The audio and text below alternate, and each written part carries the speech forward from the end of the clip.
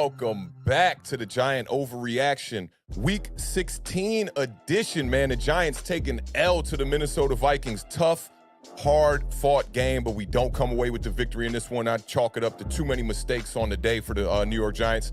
Giants fall to 8-6-1. The Vikings improve to 12-3 on the season. We end up losing this one 27-24. The Vikings are now 11-0 in one-score games. That is an NFL record, man. That is the best done through NFL season in all time, which is really ridiculous to me because the Giants have been winning a lot of one-score games this season as well. But to see the Vikings 11-0 in one-score games, had I known they were 10-0, I probably would have been a little bit less invested down the stretch in our New York Giants. Nonetheless, man, a tough loss to take.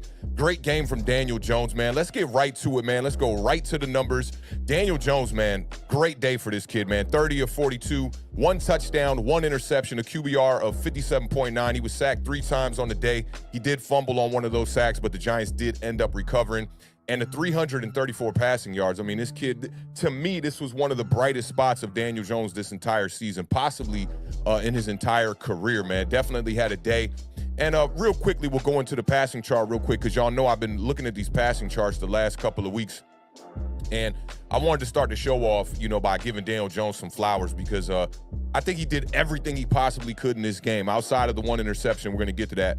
But take a look at this passing chart right here. I mean, it was all over the place, man. Daniel Jones slinging the rock, man. I thought that this was some of the most efficient passing we've seen from Daniel Jones all year, man. So big shout out to Daniel Jones, man. I think he's making a great case for himself trying to get this bag entering the 2023 season. And games like this, had the Giants have come away with the victory, it would have definitely looked a lot better. But games like this, I think this is when you see the ceiling of what a Daniel Jones can look like.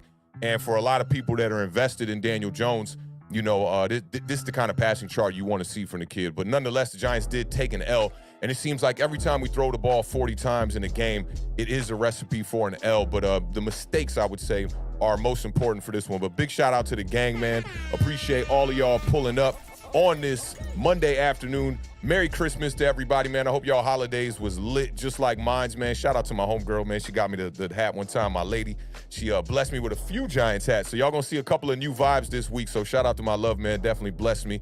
And I hope y'all got all the gifts y'all want. I got a bunch of fire stuff. I don't even be expecting stuff, but I got a bunch of fire stuff for this Christmas, man. So shout out to y'all. Hope y'all enjoyed it. Let's start the show, man. I see a lot of people here bright and early, man. So let's start the show off with a couple of little shout outs. And then we'll go into, I put down like about 5 or 6 key factors in this game that led to the loss. I know a lot of them are pretty blatant here and, expected. I think a lot of y'all are going to know some of these. But before we do that, let's chop it up with some of y'all in the chat, man. Salute to the fam in the building one time. Definitely appreciate all y'all pulling up once again. Jameson didn't make it here first today. Shout out to Jameson one time, but Gregory made it here first. Shout out Gregory one time, man. Dallas Cowboys did get the victory over a Jalen Hurts-less Philadelphia Eagles team. That was a big win nonetheless. Big game from Dak Prescott, man. So big shout out to y'all, man, keeping pace in the NFC East one time, man. Definitely a tough loss, Gregory. This one, it's, losing a game like that on a 61-yard field goal is tough already. I tried to kind of like gather my thoughts right before the field goal, and I kind of prepared myself for the loss. I won't even lie to you. So for me, it was like it was a tough loss, but it wasn't one of those losses that was like a backbreaker. I saw a couple of reactions running around on Twitter, and one of them I saw was from Chuck Knox. Shout out to Chuck Knox. He does a hype video for the New York Giants weekly. Really great at what he does too, man. High quality stuff what he does over there. But he had a reaction to the game-winning field goal, and he definitely lost his mind on it. I was a lot more reserved than that, and kept my cool. It was a tough loss. I like that the New York Giants battled against a team that's record-wise that good. Sitting at 12-3, the Minnesota Vikings are a good team. I would say the second best team in the NFC right now. So it was good to see my team battle. But knowing that the game was right there in our grasp and to not be able to come away with the victory was definitely tough. But again, Gregory, big shout out to your Cowboys, man. That was a big win for y'all. Shout out Real People one time in the building. He says, what's up, fellas? Hey, we took a L, but we got to hold our head. We fought hard. Yeah, that's exactly how I feel about it. It's unfortunate when you have a game where you're going up against a tough opponent, a tough offense. We knew offensively the Minnesota Vikings were going to come out here. They were going to try to deliver. They got the weapons to do it. Probably one of the best offenses when you consider the weapons in the entire league. I mean, Adam Thielen, Justin Jefferson, T.J. Hawkinson, Dalvin Cook. I mean, the names go on and on. They got K.J. Osborne over there who's been playing well as of late. You know, they definitely have a slew of weapons over there. So to see my team right there, ready to get the win and not be able to pull it off, it was definitely tough. But good to know that we can hang with teams. And, you know, I tweeted out, we'll see the Vikings in the playoffs again. And this game eerily reminded me of the regular season matchup between the Patriots when the Patriots were going on their undefeated run against the Giants. And we saw them the last week of the season, and we weren't, unfortunately, we didn't get the win on the last game of the season, but we did see them in the Super Bowl and ended up winning that game. So this one had those kind of vibes to it. It looks like we could see the Minnesota Vikings in the playoffs. So hopefully we get that shot and we'll be able to, you know, go back to the drawing board, see the mistakes that we made and be able to correct those and hopefully come out with a victory next time we see them. But shout out to real people one time in the building. Sebastian in the building. Sakpa said, Monchel, what's going on, fam? He says, by far the most disappointing game of the year. We had this one. Yeah, and I think what was so disappointing about this one is offensively, the Giants played a pretty good game. There were the mistakes. We're going to get into those. But to see us moving the rock the way we were moving the rock, especially in the passing attack, and then to not come away with the victory when our defense battled hard in this game, and they put the pressure on Kirk Cousins. They had him uncomfortable in the pocket. They were causing pressures, you know, and causing error throws from Kirk Cousins. You know, there were a lot of times there I noticed that Kirk Cousins, he didn't have the time to develop for the routes to develop for him to make the right throw, and he would be just a little bit early on his timing. I can remember a third down to Justin Jefferson specifically, where we kept him off the field on that one. And, you know, pressure up front was really keeping Kirk Cousins on his toes. I'd say later in the game he started to adjust to it a little bit, especially in the fourth quarter. But this was a disappointing loss, you know, just to see us right there having this game right in our grasp and then not be able to finish this one out. It was definitely tough. And shout out to the homie Michael Knight one time. And the building after the loss. Appreciate you pulling up, fam, representing for the Blue one time in the building. Definitely a tough one. We definitely had this one. I'm right there with you. Shout out to Forever MYG with the old school logo one time, man. We only had that logo for 1 year. Big shout out to you for pulling up one time in the building. He says, most disappointing question mark. I'll give that one to the Detroit game. The reason why I won't give it to the Detroit game, I'm one of the few New York Giants fans that knew Detroit was going to be one of the tougher matchups of the season. The way we were playing at that particular time in the season offensively, and I mean pretty much throughout the year, the Giants have not really been a good offensive team. You're looking at about 20 points per game. I knew Detroit was going to give us a problem. And that was before Detroit went on their run. But I just think Detroit was not on a lot of Giants fans' radars. But for me, you know, doing the parlay every Sunday, 11 a.m. Eastern Standard Time with the beard, you know, we were very, very, very in tune to what the Detroit Lions were doing offensively. We knew they had a great quarterback play from Jared Goff for most of this season. Amon-Ra St. Brown. A lot of people were looking at some particular games, one being the against the Dallas Cowboys and another being against the Green Bay Packers, where offensively the Detroit Lions kind of shot themselves in the foot, really didn't put up many points. But I think a lot of people didn't factor in DeAndre Swift was banged up for that game. Amon-Ra St. Brown was coming back off the injury for that game. The Detroit Lions end up only putting up 6 points on the board. So a lot of people thought that the Detroit Lions were going to come to New York and it was going to be a much more difficult matchup for them playing in the cold. But I think I was just a little bit ahead of the curve on the Detroit Lions, knowing the capabilities of that offense.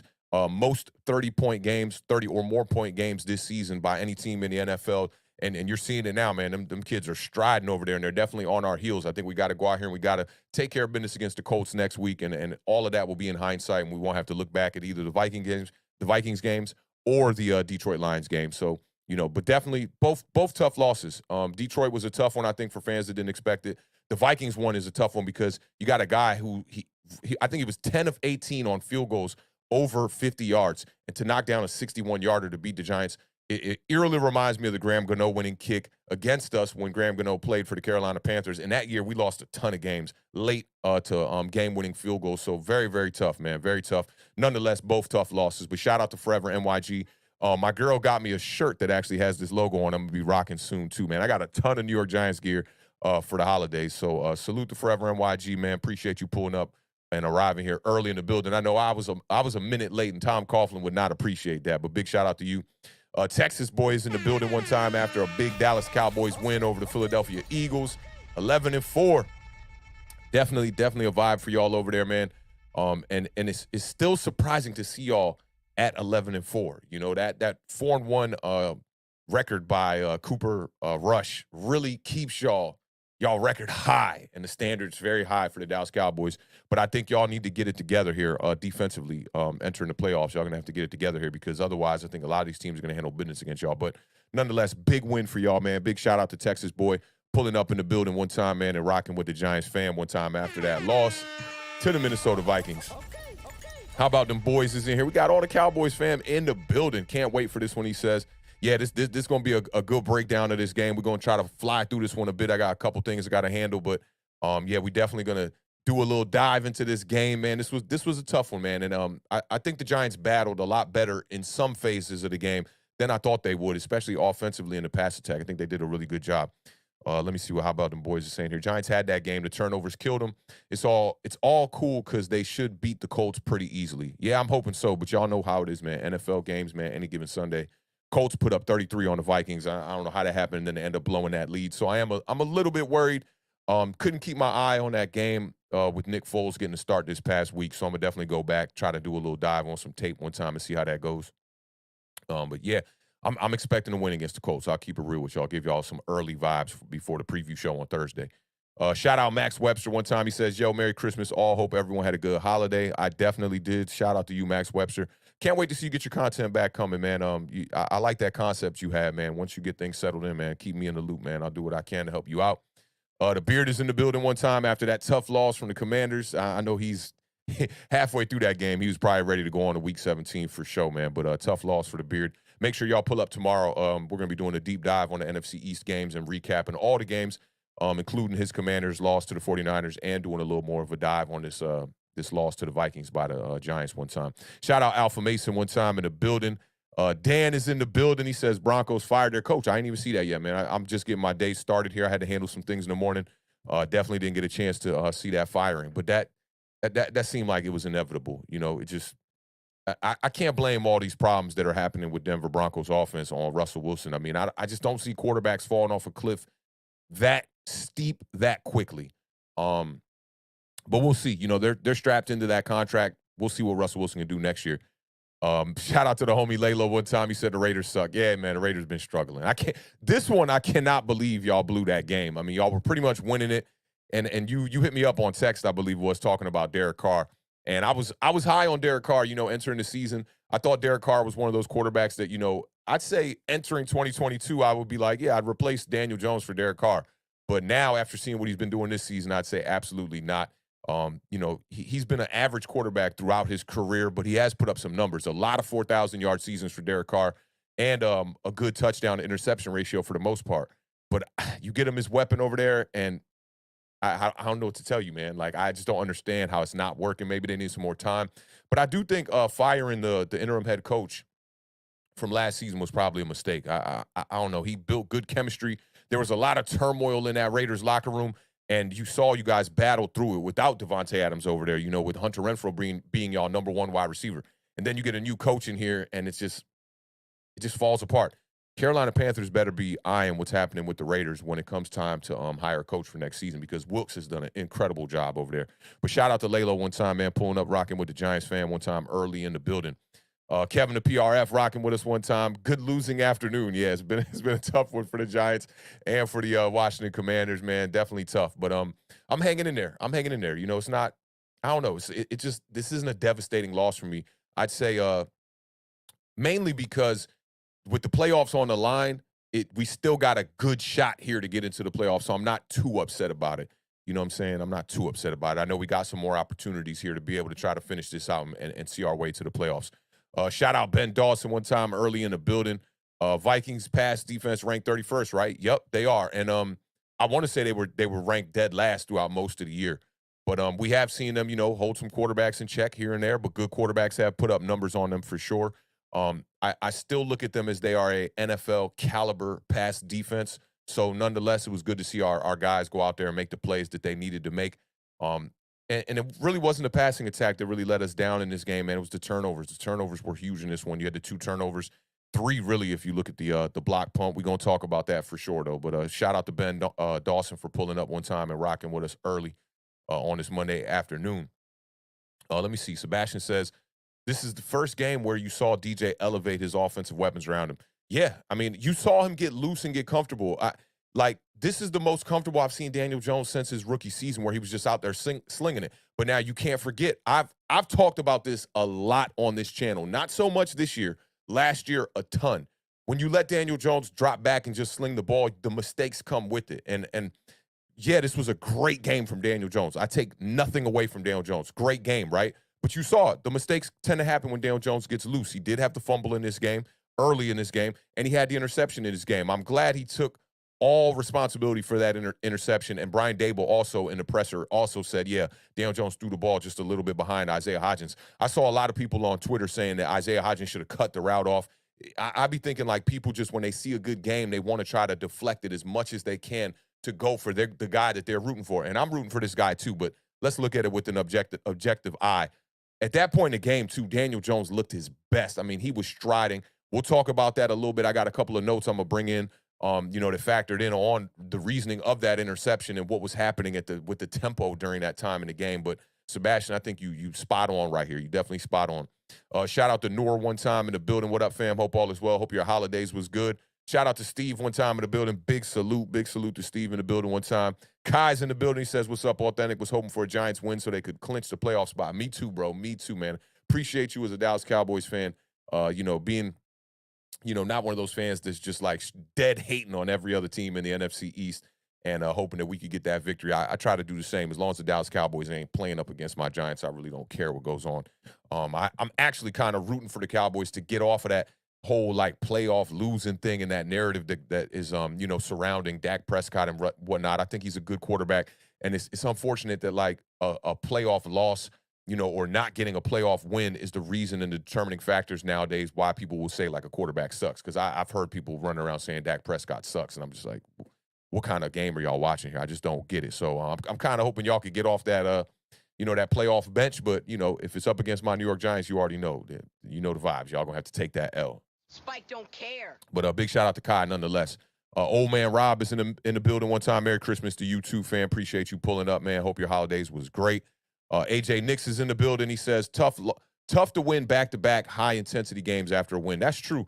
And the thing about the game against the Commanders, you sneak out of that game with a 20-12 victory, but I'm just getting sick and tired of not seeing the Giants offense go out here and play flawless football. I'm looking for that game where we can really get it together across the board on offense. And they're just one way or another, they're finding ways, to fall short offensively, and this game was probably the best one of the year, but when you look at the turnovers that happened there, and then I got to lump in, the block punt along with that. You got to find a way to keep special teams clean, and this is now, it's becoming a problem for the New York Giants as far as the way special teams has been throughout the year, and a lot of it is on the punter. I mean, I don't know, with this block punt, how much of the timing was on him, but you did have some pressure come right through the middle on this this punt return. And unfortunately for the Giants, you get a block punt. It's just not a good look. Let me see. AJ Nick says Chuck Knox cuss out videos. Yeah, he goes crazy in those videos. He definitely does. Shout out to Chuck Knox though, man. Definitely bringing that solid content one time for the Giants community. And big shout out to Tudo one time in the building, man. We needed you out there for this game, Tudo. He says massive salutes and respect to Awthentik, Beards, and Miss Awthentik. But I appreciate that, man. My lady would love that.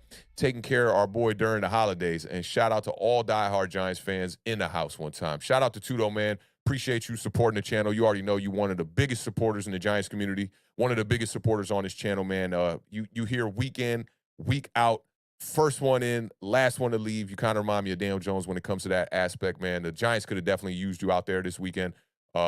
Probably blocking up front or maybe holding on to the ball at the tight end position. But nonetheless, man, big shout out to Tudo one time in the building. Appreciate you pulling up. Hyphen Wade is in the building too. Just got to chalk it up as a great game. Even greater finish by the guys in purple. Great afternoon, peoples. Yeah, they 11-0 in one-score games for the Vikings. It goes to show you that they know how to close out those close games. And the Giants, we've learned this year, we've been closing out close games ourselves. I know that the first 7 wins were all one-score games, and we found ways to win those games. So, we just got beat by a better team, I feel like. When it came down to making the plays at the end there, you saw it from Justin Jefferson.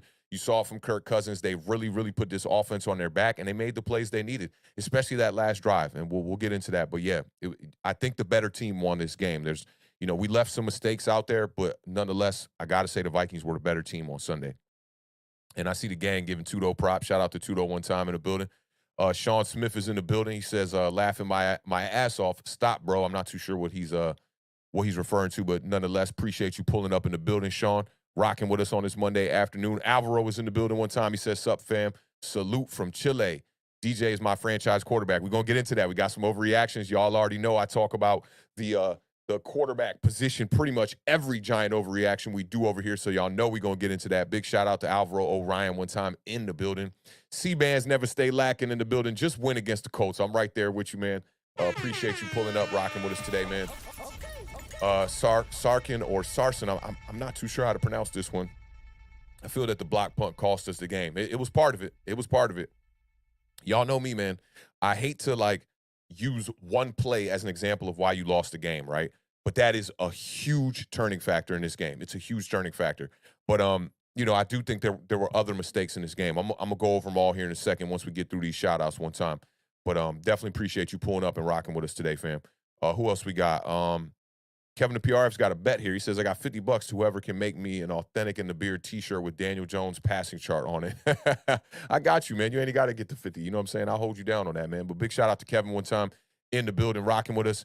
Mr. Mini Guy's in the building. Yo, yo, yo. We had that one. Yes, sir, we did. I hope your holidays was good, Mr. Mini Guy. We're going to get off into this here in a second.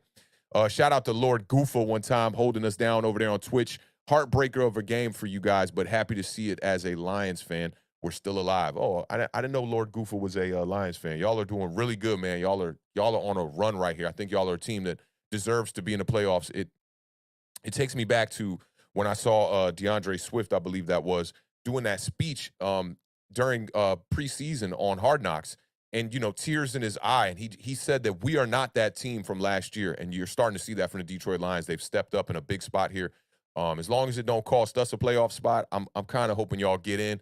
The hierarchy kind of goes, I got to go with the Giants first, obviously.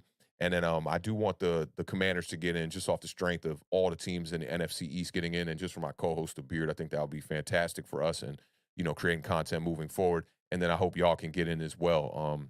But that's going to be tough because, you got the Dallas Cowboys there. So somebody going to be the odd man out. But I'm rooting for y'all, Lord Goof. I appreciate you pulling up and rocking with us, man, as a Lions fan, especially on this Monday afternoon one time. Let me see what up. John's got a long statement here about Evan Neal. Looks like he says, I like Neal and he will improve, but Kafka has to help him going forward. And I hope the Giants stop the back and forth between Gates and Bredesen. Just keep Bredesen in at left guard and move Gates to center. Yeah, that would be amazing. And I was chopping it up with a couple of folks on Twitter. I think this was on a post from Bobby Skinner. And I said, I think the only reason why you're seeing Feliciano out there is because he probably has the best grip on the signals. Coming from Buffalo, he probably knows this offense just a little bit better than Nick Gates.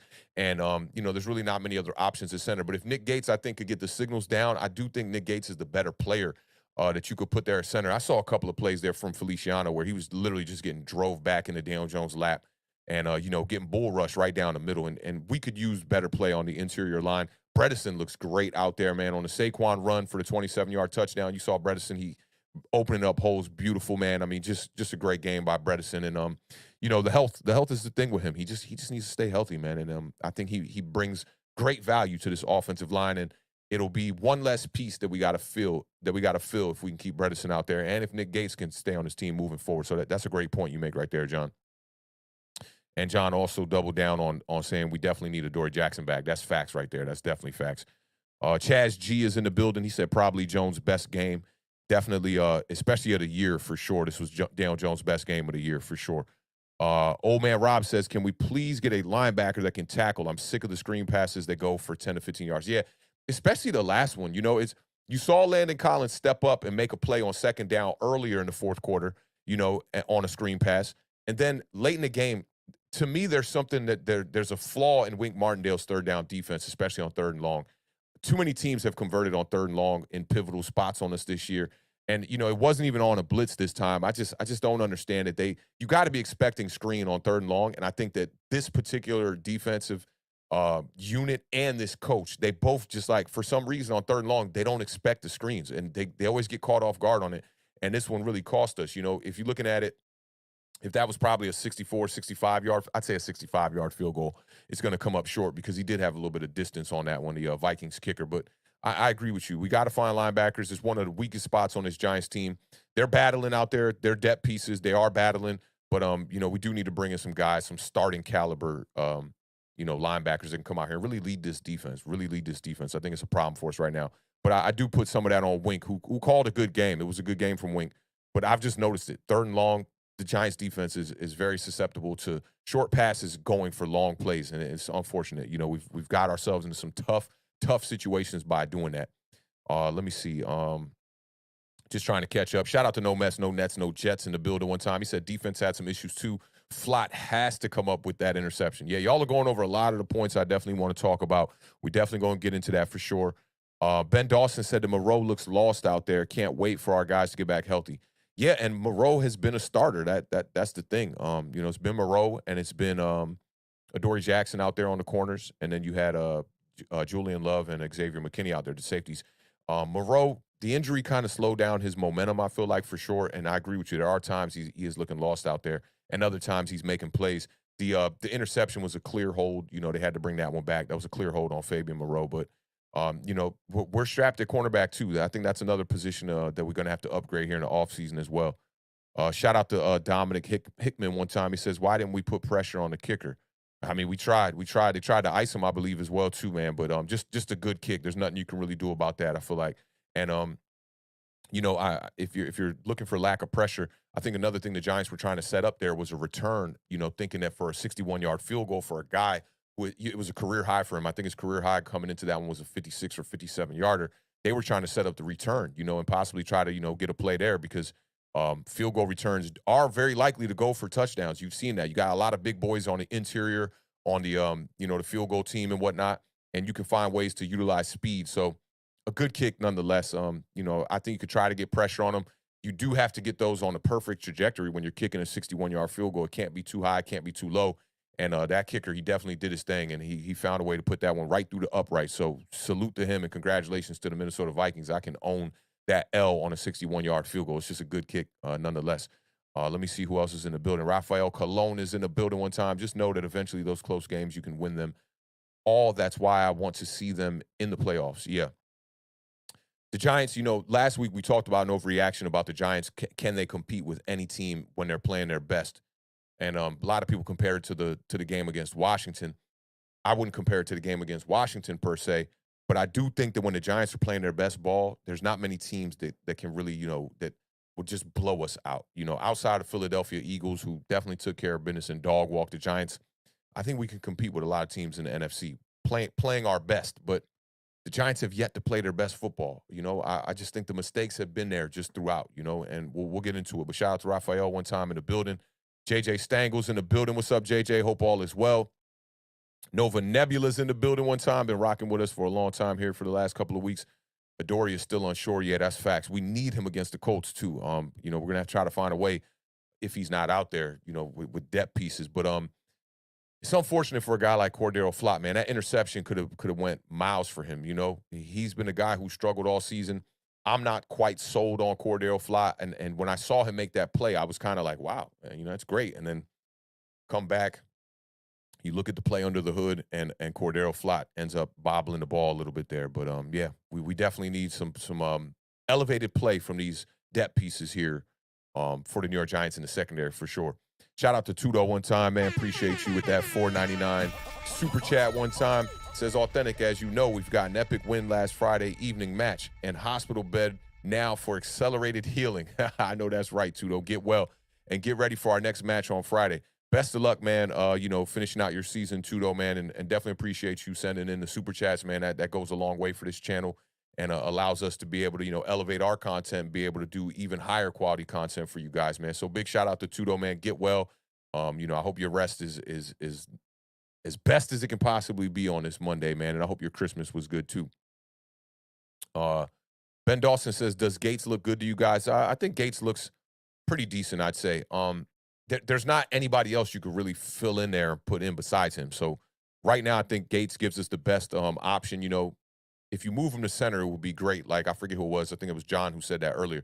If you could move him to center, that would be amazing. And Ben Bredesen at left guard. And now you're looking at one real weak spot at the right guard position.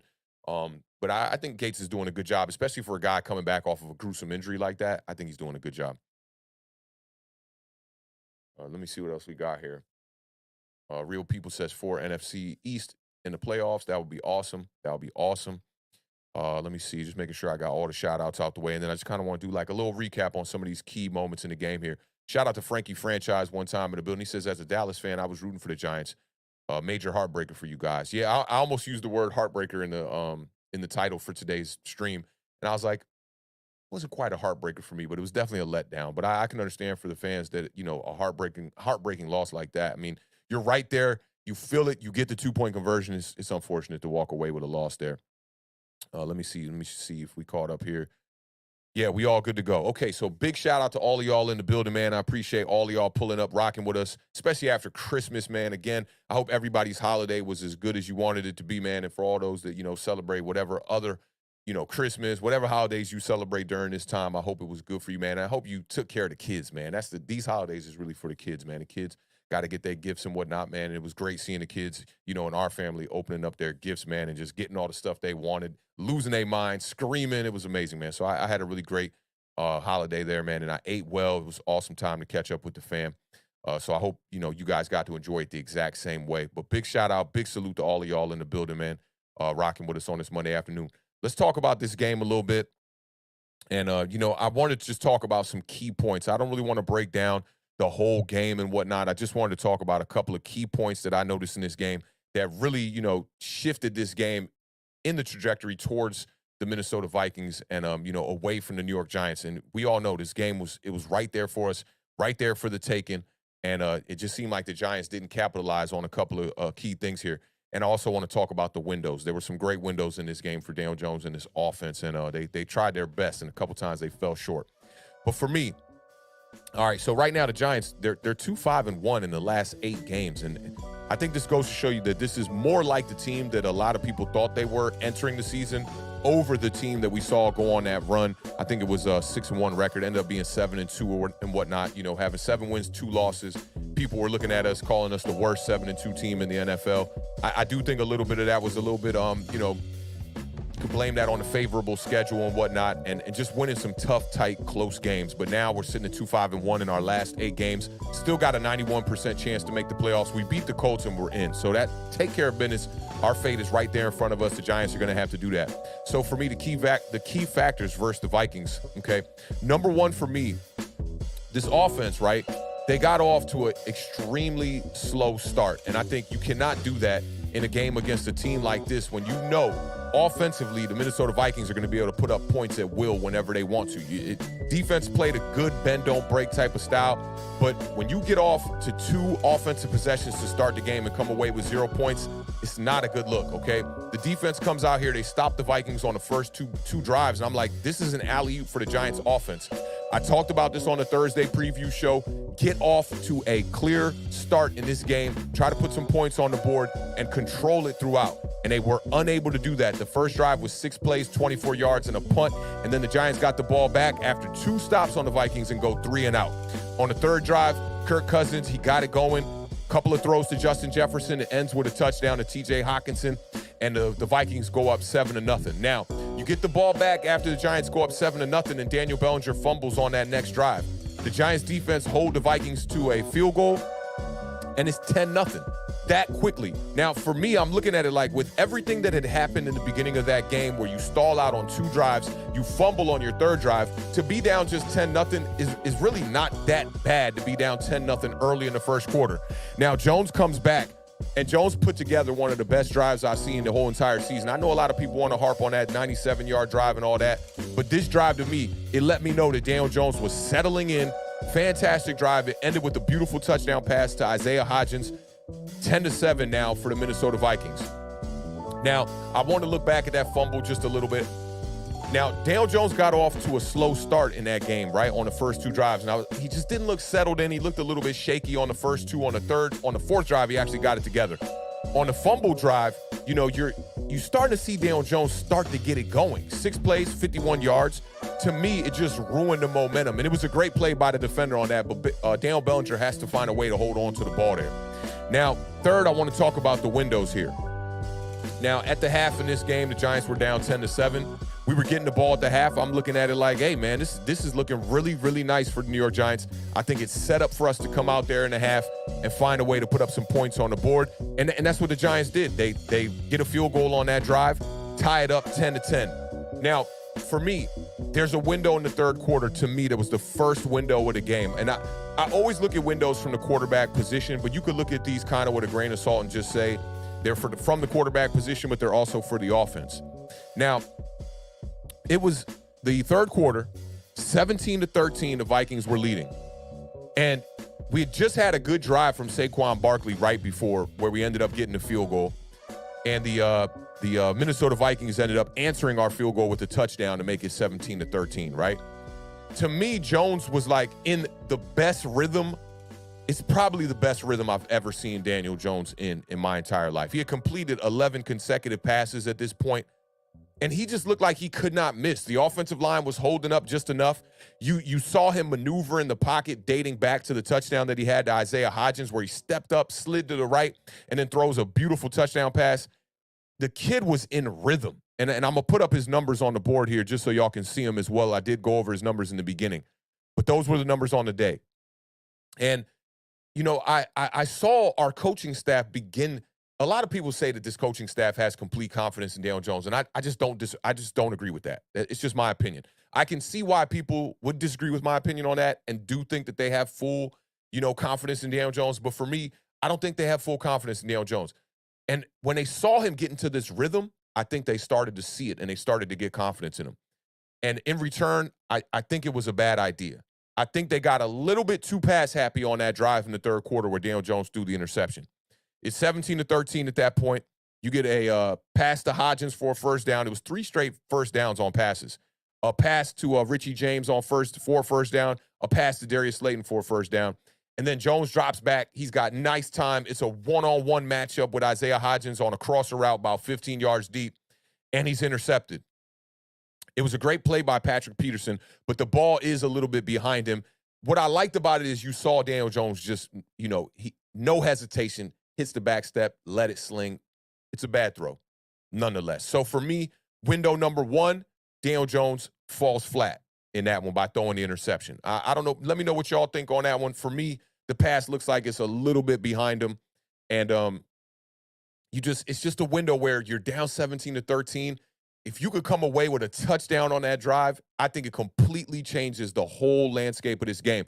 Now, after the interception, you do have the Minnesota Vikings did stall out on a turnover on downs where they went for it on 4th and 2 in no man's land, and we ended up getting the ball back, right? So some people could say, it didn't hurt us because they didn't score off the turnover. At the end of the day, you're taking points off the board for the New York Giants. This was a drive that looked like it was going to end in 7. Bare minimum was going to end in 3. And you end up giving the ball back to the Vikings there. Granted, the defense comes up strong on that one. I love that 4th and 2 stop by the defense, man. They got pressure and I love seeing that, man. This defense really played well all the way throughout, pretty much until that last drive, if you ask me. Let me see. Shout out to Tudo one time in the building, giving us a little bit of the recap on his rugby game this past week. He says, Awthentik, I bagged 12 hard tackles, 2 forced fumbles, and 2 perfect spine-shattering body slams. Yo, shout out to Tudo one time in the building. He says, which I've got standing ovations from the entire house. Salute to Italy. Big salute to the homie Tudo one time, man. This man said 2 perfect spine-shattering body slams. We could definitely use you at middle linebacker out here, Tudo, man. Big shout out to you and the squad, man. And, I just appreciate you, bro, man. Like that, you already 3 times you supported the channel, this show. I definitely appreciate that, brother. That goes a long way, man. And like I said, best of luck to y'all for the rest of the season, man. I definitely appreciate you over here at Awthentik in the Beard. Big salute. All right, let me see what else everybody talking about here. Let me just catch up. Yeah, so Chaz G one time has a response to the interception. He says, accurate take, the ball got there a tad late and the vet capitalized. Yeah, I'm right there with you. And you can't do that on a guy like Peterson. I know Peterson's kind of getting old, and slowed down just a little bit. But a guy like that, you just can't. You just cannot, risk it like that. You got to get that ball out in front. It's a crosser route. You'd rather miss that one where the wide receiver can't get his hands on it, rather than it being on the back shoulder and the defender getting it. Not a good look there. And I saw somebody else responded to that. I wanted to bring this one up too. Oh, Dominic Hickman says, a veteran wide receiver would know to take the inside on that route. I think you're saying like, work his way back to the ball a little bit. I think he could have helped him out a little bit there, but you're striding. It's a crosser route where he's running. He was already probably like, I'd say a good 6 to 8 steps in stride. You just got to get that ball on him in stride. I mean, we can make up excuses about the veteran wide receiver and all that. It's just got to be a better ball from Daniel Jones. Yeah, you could, as a wide receiver, you could try to bail him out a little bit better, I feel like. But at the same time, the throw just got to be there. NFL quarterbacks, it's not a tough throw. You should be able to make that throw. And Kai said Tudo's a savage. I know that's right, man. Big shout out to Kai and Tudo one time in the building. Let me see. Todd Taylor says, at his ceiling, Daniel Jones is Kirk Cousins. Take a look at Cousins' trophy case. If you're fine with paying Jones $100 million for 4 years, that's what you're looking at. Yeah, I mean, I think the Daniel Jones ceiling could be different. I won't say higher than Kirk Cousins, but I'll say different. There's not really many quarterbacks that are like, I'll call Daniel Jones a pocket passer because he plays the game pretty traditional, but his running capability gives him a different asset than a guy like Kirk Cousins. Even different than a guy like Ryan Tannehill, even though I do think Ryan Tannehill's skill set is very similar. But I don't know, man. To mark a guy's ceiling in year 4, I don't know. It's tough. I see the reasoning, but I do think it's kind of tough because Daniel Jones mentally is getting better. I will say that. The pocket presence, the pocket maneuvering is all getting better. Who knows what he's going to look like in year 6? Y'all know how I am over here at Awthentik in the Beard. I'm very critical of Daniel Jones. Entering the season, I was pretty much out on Daniel Jones. This year, he's proven me a bit wrong, and he's played some good football this year that has me reconsidering it to an extent. Last week, I would say my stance would be you could bring back Daniel Jones if you want to. Just don't overpay him and ruin cap situation for bringing in other guys to fill in some voids at other positions. But if you can go out there and draft a quarterback this year, like if Anthony Richardson is on the board, I want Anthony Richardson. If you can go out there and get yourself what you think is a franchise quarterback, I'm not a college scout. I'm just telling y'all the guy I like coming out of the draft. If you can go out there and get yourself a franchise quarterback, or you think it's a franchise quarterback, I'm all for you drafting him and bringing Jones back. So I just don't want this team to completely regress and get back to that Joe Judge era, because we don't want to be teetering the same way we did during the Joe Judge era. Because for those that forgot, when Joe Judge came in and he went 6-10, people thought he was a great coach, and they were like, wow, the Giants are on the up and up. Right now, we have 1 year pretty much under our belt with Brian Daboll, and this year looked great. I mean, we got off to a 7-2 start here. We're sitting on 8 wins right now. We're definitely not going to have a losing season for the first time since 2016. But if things go wrong in year 2 for Brian Daboll, I know how this fan base is. They will flip-flop immediately. If you regress and you end up going like 3-14 or something crazy like that, they're going to be like, hey, the coaches aren't doing their job. You see how quickly this fan base can flip on Mike Kafka. Mike Kafka got us to 7-2, and no one was really saying anything. The play calling was good enough to get us 7 wins, and nobody was saying nothing. When the Giants started to go on this losing streak during this 2-5-1 type of thing where we just couldn't win games, you saw people are on Twitter, they're calling for Mike Kafka's head. People have said that this was a bad game for Mike Kafka this past Sunday, and the one before that against the Washington Commanders. So I know how this fan base can be. I try to stay as even keel as I possibly can and just judge it week to week to week to week, not necessarily flip-flopping, but just using my eyes and just being like, oh, if Daniel Jones has a good game, you're going to see me come up here all day and praise Daniel Jones and say he had a good game. If he has a mediocre game, I'm going to say it was mediocre. Daniel Jones this year, he's done some things. And to me, it just looks like he's getting better. The touchdown ratio, the touchdown to interception ratio is good, but the touchdowns is not. And I think to see a guy 3 seasons struggling and not be able to put up over 15 touchdowns, let's call it over 20 because the year's not over yet, not be able to put up 20 touchdowns, it's a little disheartening for me. Coming from the quarterback position, it's just you want to see more out of it. But Daniel Jones, the one thing that I love about him this year is he's handling business and he's not turning the ball over for the most part. This guy is definitely taking care of the football, and I think in return it gives the Giants a chance to win just about every game that we're in. If it's a one-score game, Daniel Jones is not going to go out there and make the major mistake, but he also is not going to go out there and really shoot through a window and really put this team on his back in a major way to be able to find ways to put the ball in the end zone, because that's the most important thing when it comes to football. So, Todd, I'm a little, I'm just a little bit on the fences with this decision right now at this point in the season. I want to see what Daniel Jones can do for the rest of the games. And let's give him an opportunity to be able to see if he has that clutch gene, that Eli Manning clutch kind of a gene, because we know, man, next week it's do or die. You got to go out there and find a way to beat the Colts at all costs. And if you can't beat the Colts and you can't beat the Philadelphia Eagles the last game of the season, and you somehow end up on the outside looking into the playoffs or backing your way into the playoffs, well, then you got to show up in that playoff game in like a outer, like an alien type of way for us to say, hey, Daniel Jones is definitely that guy.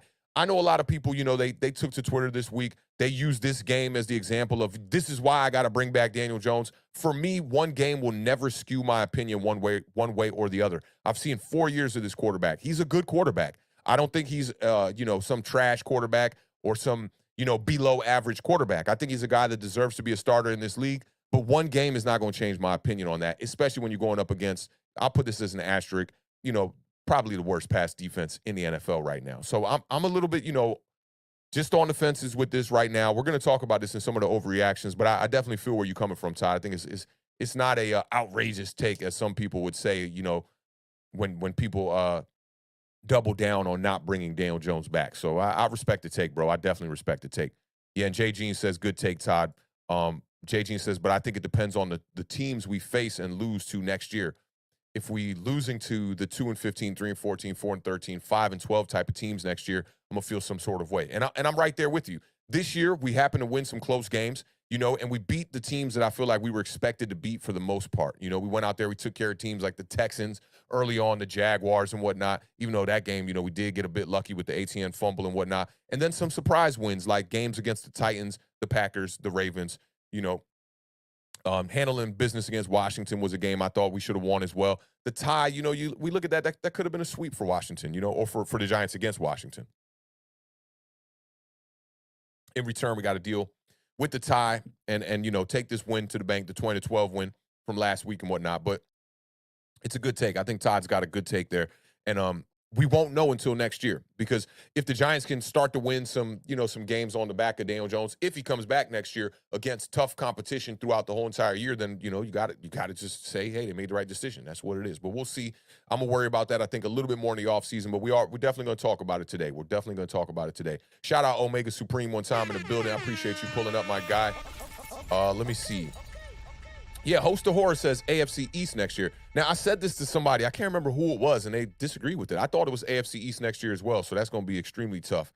We'll see, though. We'll see. We'll definitely see. Jersey Life 86 in the building. What's going on, fam? Hope all is well. Hope your holidays was fire. He says, Daniel is my quarterback. He's got the eye of the tiger and more heart than any other quarterback in the league. Stand the F up. I can't say he's got more heart than any other quarterback in the league. I really don't know. There's no statistic for heart. But yeah, I like what Daniel Jones is doing at the quarterback position.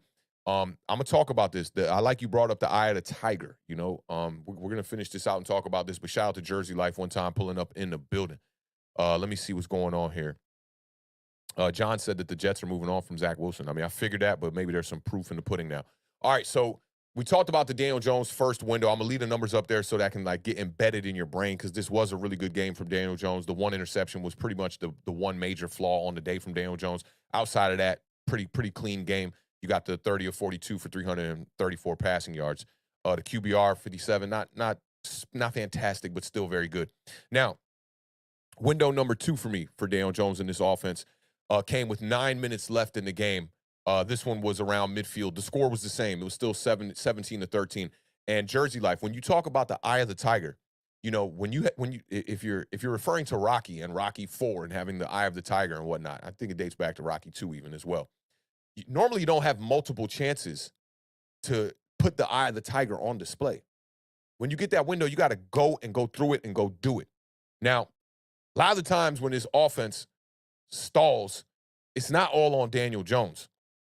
And window number 2 wasn't on Daniel Jones. Now, window number 1, I got to put it on Daniel Jones. You throw an interception there after you're straight up balling, the wheels are rolling, and you throw an interception, you completely deflate the offense. I know the Vikings didn't score on it, but it's nonetheless, it stopped the scoring opportunity. Window number 2, 9 minutes left around midfield in the fourth quarter now at this point, and you had a Barkley run for a first down. You had a Barkley check down where he had that sick juke, another sick juke from Saquon Barkley, man. He's looking extremely elusive this year. And then we were set up for a 3rd and 5, and you get the Richie James drop. The Vikings blitz on that play, and the offensive line picks it up so good. And I see Daniel Jones hit that back foot, let the ball go.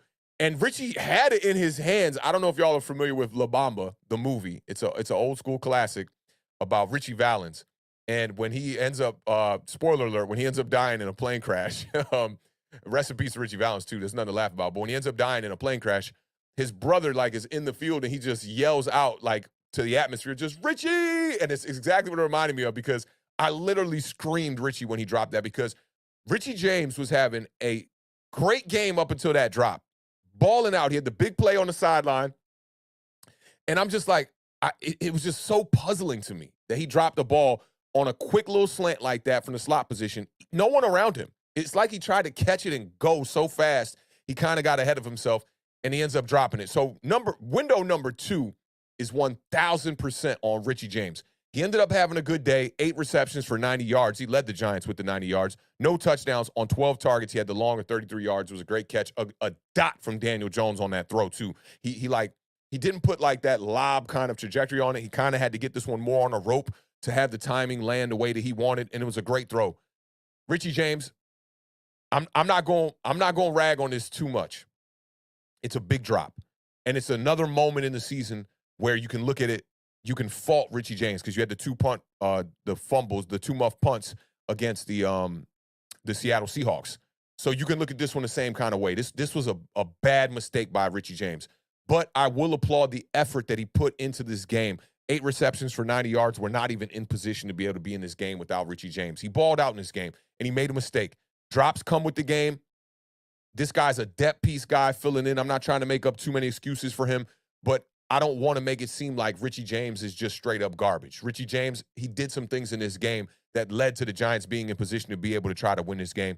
Window number 2 falls strictly on Richie James, though. That's a major, major drop. You cannot allow that to happen, especially in those key moments. And when Jersey Life is talking about eye of the tiger, that's the eye of the tiger, bro. You got to go and show up and show out. You're only going to get one opportunity for the most part when we're talking about eye of the tiger, unless you want to go all the way back to Rocky 3 and talk about his matchup against Clubber Lang, where Clubber Lang straight up beat the brakes off of Rocky in the first matchup, and he did get a second opportunity, and he beat Clubber Lang. So hopefully our Giants can get a second opportunity against the Minnesota Vikings, and maybe Richie James will show up. But he's a depth piece.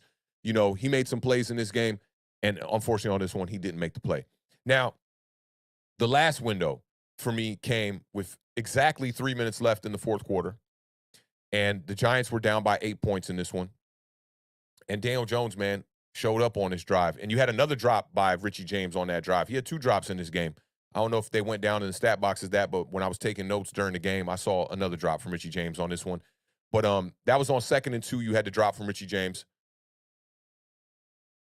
And then on 3rd down, 3rd and 2, you had a beautiful mesh concept with Darius Slayton.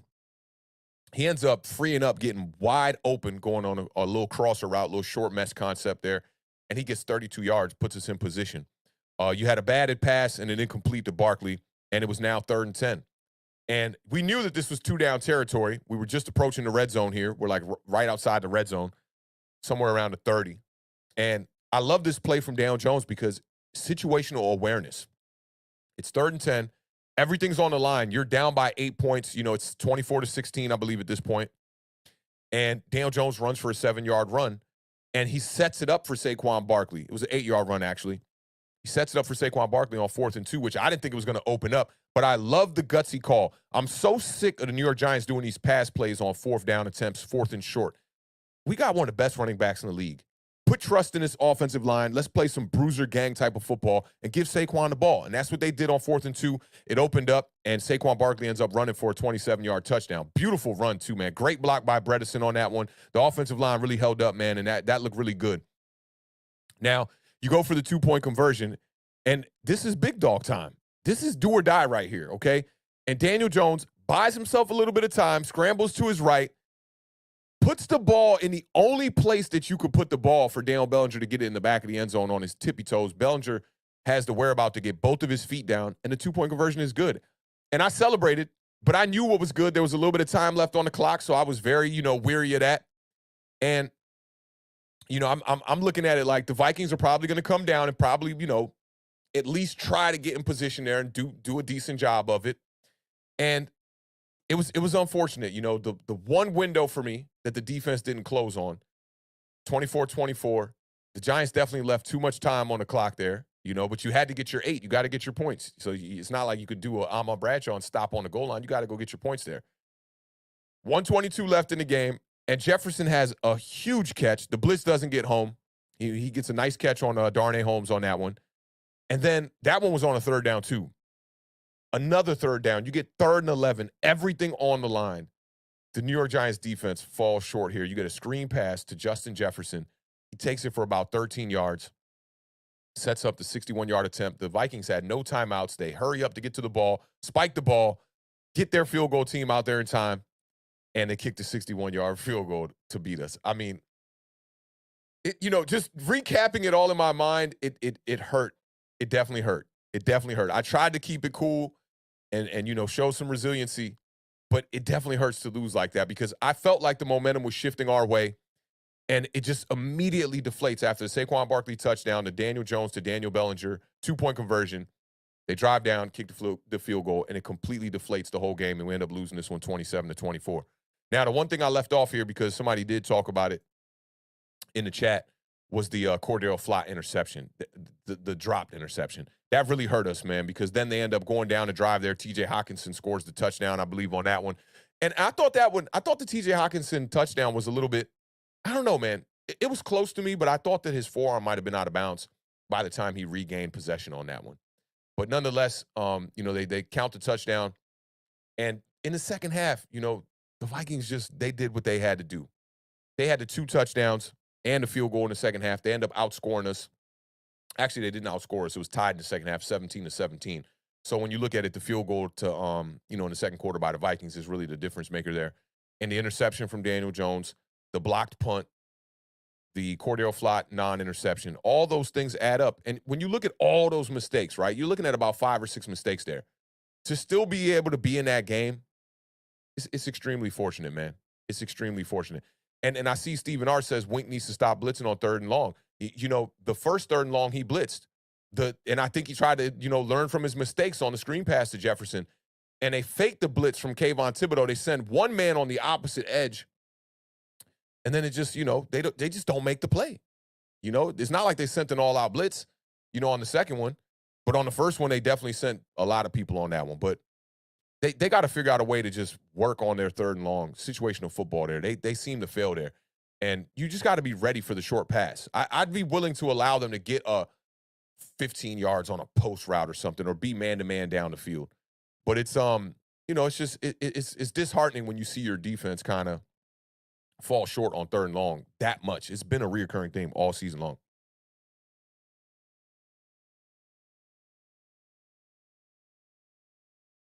Yeah, and I see Valencia. Shout out to Valencia one time in the building. The screens kill us. I don't know, and we don't run screens well either, so it's a double-edged sword. I cannot stand it. It's definitely unfortunate. Let me just see. I'm just catching up here. Yeah, McLeod had another opportunity to get an interception this week as well. His feet were kind of close to the out-of-bounds line, but dropped it again. Yeah, and that's why he's on defense. That's definitely why he's on defense. And Valencia says, Valencia, I think I'm saying that right. Says, feels like McLeod drops a pick every week. That's what it looks like. That's what it looks like for sure. Chris Peace in the building. Shout out to Gang one time in the building. Appreciate you pulling up. I'm not going to lie. DJ's interception, I'm not even mad at it. Bellinger's fumble, though, yeah, for me, they're both a problem because Bellinger's fumble is like, okay, maybe we can battle back and get over this. But when you have Bellinger's fumble and an interception, there's no way. It's just too many mistakes across the board. And big penalties. There was another drive there that got stalled out by Nick Gates' penalty on 3rd and 5. You can't win games like that, man. I'm surprised this score wasn't a lot worse, to be honest. But Giants put up 24 points, a little bit over our season average of 20. Not enough in this one. I'd called a score of 22-16. So allowing the Minnesota Vikings to get over 20, to get to 27 points, not a good look and not a part of the recipe to win in this game. The Vikings, penalties-wise, that's what I wanted to get to. Vikings only had 2 penalties for 14 yards. The Giants had 7 penalties for 63 yards. The big 2 turnovers and the block punt, you're looking at 3 turnovers right there. So to lose on penalties and to lose on turnovers, No way you're going to win this game. And to lose on time of possession, not by a lot, but the Giants did lose in time of possession. They 29 minutes to 31 minutes, pretty much there. The Giants lost to on time of possession. You're not going to win games like that. In the red zone, the Giants were 1 of 2. The Minnesota Vikings were 3 of 4. So our whole bend don't break philosophy by this defense, it didn't uphold this week. Because when the Vikings got down there in the red zone, they pretty much scored on all their opportunities but one there. So really an unfortunate game here. Getting after the quarterback, not too bad. We had 4 sacks for 29 yards. The Vikings had 3 for 15 yards. So not too bad. What I liked about this passing attack, on Sunday was the yards per pass. Definitely a lot higher. 7.1. I believe we're right around 6 on the season. 6.7 yards per play. Not too bad. I think offensively we did what we had to do, but defensively we got to find a better way to be able to hold the Minnesota Vikings to less points. And if that's not going to happen, then you got to score more points on offense, and you can't shoot yourself in the foot when you're doing that. So, all in all, a decent game. I like what I saw from the offense. Saquon Barkley, these are the kind of games I talk about all the time that you should be able to win when Saquon has these type of games. I talked about getting away from the pass, getting away from the rushing attack there in the third quarter, which did result in a Daniel Jones interception. When you see a guy like this, 14 for 84, he's averaging 6.0 yards per carry, had the touchdown. He also had 8 receptions for 49 yards. I mean, Saquon was all over the place in this game. I think you just got to find a way to rely on your best player a little bit more. The 14 rushes should have looked a little bit more like 19, 20 possibly. Could have came out in the third quarter and ran the ball a little bit more. But I don't blame them because Daniel Jones was in the rhythm like I had not seen the entire season. So I don't blame them. Giants had 15 passing first downs on the day. The Vikings had 17, and the Giants had 6 rushing first downs on the day, and the Vikings had 4. 2 penalties from first downs, or 2 first downs from penalties from each team. Third down, the Giants were awful again. We got to work on that, man. Third down offense has just been bad all year long for the most part. 3 for 11 on third down. The Vikings were just under 50%. They were 6 of 13 on fourth down. The Giants were 1 of 1 on fourth down, and the Vikings were 0 for 1. We know about that fourth down. It was 4th and 2 around midfield. Great stop by the defense. I love what the defense did as far as setting the tone, getting pressure on Kirk Cousins in this game. You could see throughout quarters 2 and 3, he was rattled. Pressure was getting to him. Timing was not quite lining up. But, all in all, I just think that the defense just didn't have enough down the stretch there. It would have been awesome to see them, get that last stop and give the offense another opportunity in overtime. Unfortunately, we end up not doing that, and we take the L 27-14. Just going over some more numbers here. Rushing-wise, the Giants rushed pretty well. As a team, 126 yards on the ground. Held Dalvin Cook in check, too, in this game. The Vikings only had 83 yards on the ground. Let me see how many Dalvin Cook. Dalvin Cook had 14 carries for 64 yards, and Madison had 4 for 17. So not too bad. You hold them to that 83 yards on the ground. That's not too bad. The longest run they had on the day was 18 yards. But all in all, it's a good effort by the New York Giants. I'm not too upset about it. The windows to capitalize just didn't dive through every window. And as far as getting these windows offensively, I think Daniel Jones, this is his best game of the year as far as trying to dive through those windows. The 3rd and 5 from Richie James, that's unfortunate. The fumble from Daniel Bellinger, the block punt, all those things really turned this game around. When you look at the block punt, especially, and where it happened, we're going to punt the ball, and we were deep in our own territory. It was going to flip field position a little bit there for the Vikings. They would probably get the ball around the 40 or the 50 or something like that. But the score is 17-16 at that point. And then you allow the Vikings to come down in 5 plays after the block punt. You're pretty much saying, here's a touchdown. And then they push the lead to 24-16. And that kind of put us on the ropes there, and having to score a touchdown and a 2-point conversion to tie it back up. Who knows what happens? If your defense goes down there and gets a stop after the punt, the Giants are set up now just down by 1 point with another possession at bare minimum. So to me, those were the biggest things and the biggest reasons why the Giants lost this game. But, got to go back to the drawing board. We're still going to get an opportunity here to be able to, go out here and win this game against the Colts. But we'll see, man. We'll see how things go. Against the Colts. This Vikings one would have been a great way. Everything that we needed to happen as far as playoffs happened. Commanders losing that game, Seahawks losing that game. If the Giants win, this game against the Vikings, we'd have been prime set up going on our way to the playoffs. Unfortunately, we take that L. But it is what it is. I'm not too down about this. I'm not too down about it. But it's one that we left out there. I'm just trying to catch up here one time with the chat one time. Let me see what y'all talking here. How about them boys says that Saquon needs at least 20 touches in this Colts game. Yeah, I'd agree with you. This should be a game where we get back to our basics, man. Rely on that run a little bit more. Let me see. Jersey Life says Awthentik is smart. I need to hear his draft order. Are you talking about priority when you say that, Jersey Life? Let me know what you mean by that. Yeah, and Jefferson is definitely a different breed. That he single-handedly really took care of that game in the fourth quarter for the Vikings, for sure. Let me see what Tudo talking. Tudo said, Awthentik, to be honest with you, I agreed with Coach Wink's blitz on third and long call to put everything on the line and being aggressive, but it wasn't executed by the defense. They were confused. I watched the film. Yeah, the first third down where they sent the blitz, the all-out blitz, and Kirk Cousins just hangs in the pocket and makes a throw to Justin Jefferson. The one on the screen, it's a perfect play call.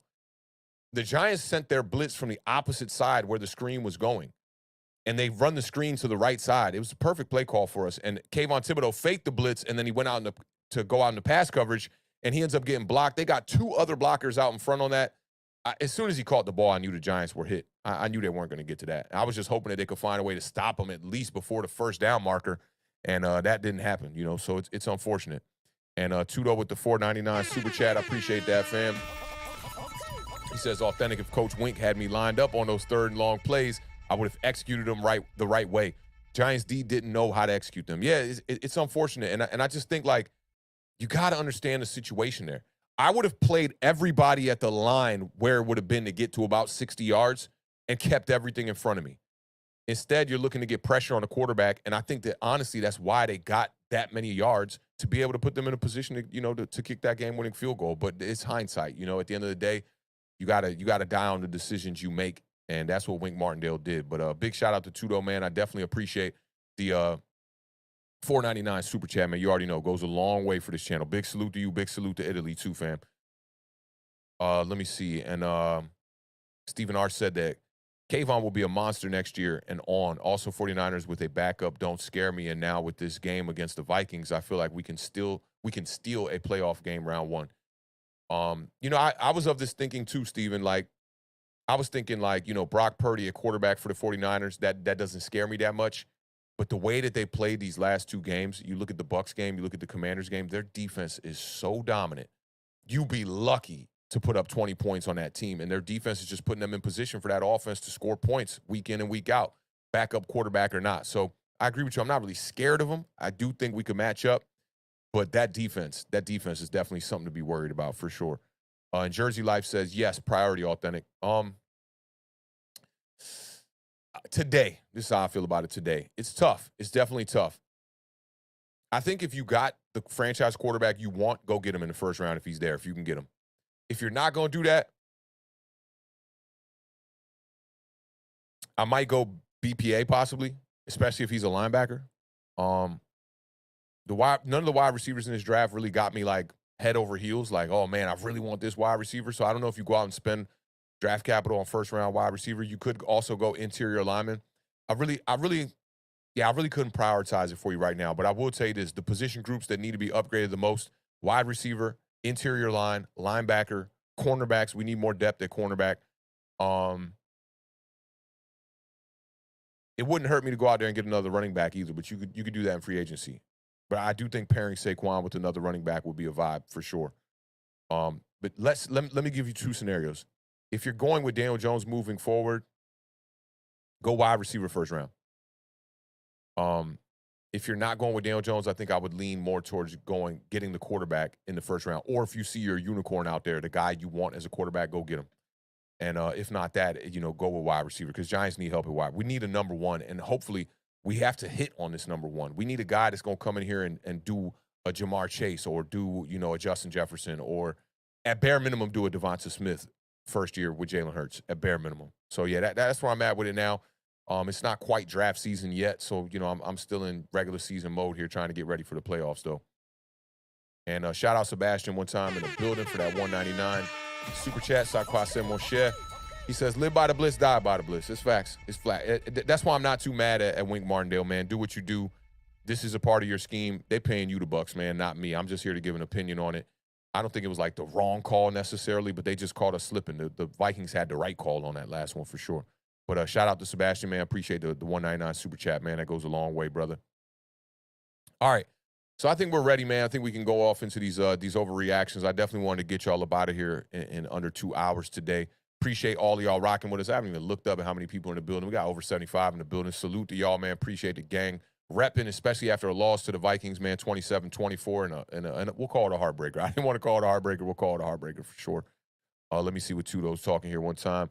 Tudo says, Awthentik, Coach Winks ahead of the defensive players with those play calls, but it takes tons of preparation, practice, and technique to execute those power plays. Easier said than done, but we got to get those here and no. Yeah, it's so unfortunate, man, that you come down to 2 third downs with this defense to be able to make a stop, to send this thing to overtime, and they can't do it. It was a letdown. It was a letdown for sure.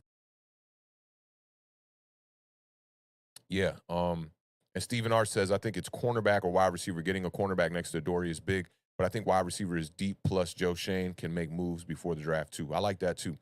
And I know a lot of people like to look at Fabian Moreau and go, oh, he's not playing well and whatnot.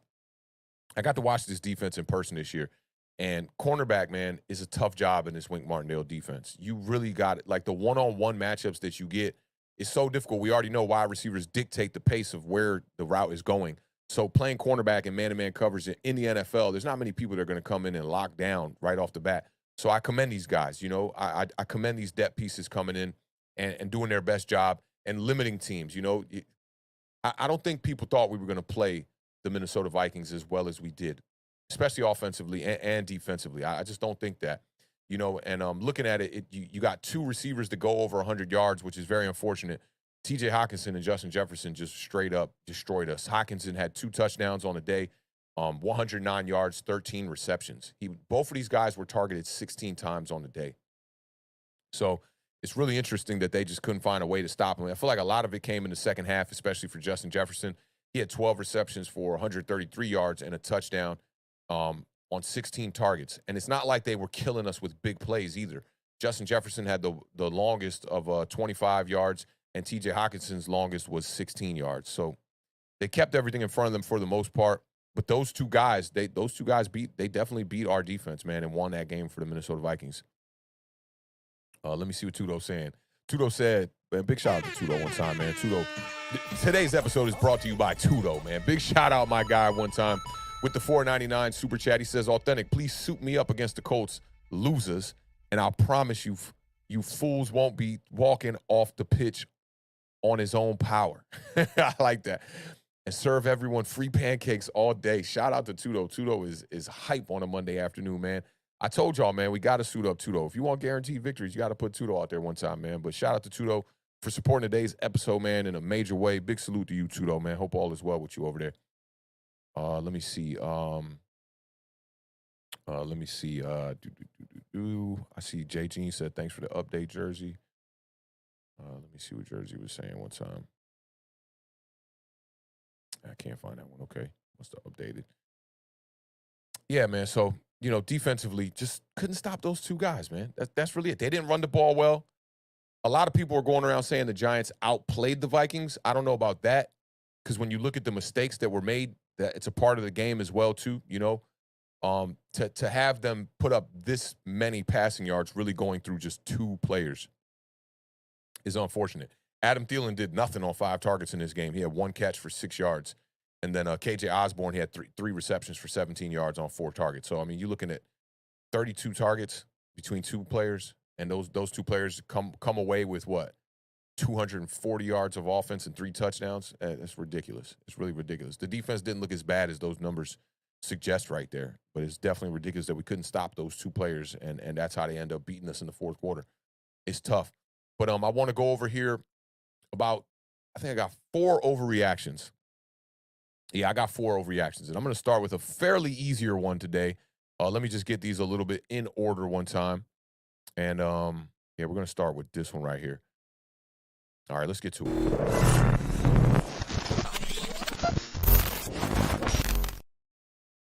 All right, shout out to the homie Base one time, man. He's in our group chat, and he's always dropping gems on Twitter, man. This dude definitely knows his football. You could catch him in spaces all the time with the Giant Space. They were probably in one this morning. I couldn't chime in as I was doing some prep for the show one time. But Base said, Isaiah Hodgins has been a hell of an addition by the Giants. We have to keep him next year. For those of y'all that don't know, over here at the Giant Overreaction, we take statements from around the league and on Twitter. And if you agree with the statement on the screen, take the under, which will represent by a U in the chat. If you think the statement on the screen is indeed an overreaction, you can put an O in the chat to represent you're saying it is an overreaction. And if you need a little bit of more time, especially on something like this with Isaiah Hodgins, you can take the push and you can represent that by putting a P in the chat. I'll give y'all a little bit of time to get y'all answers right and tell me why you think so. And we'll get to them here in a second.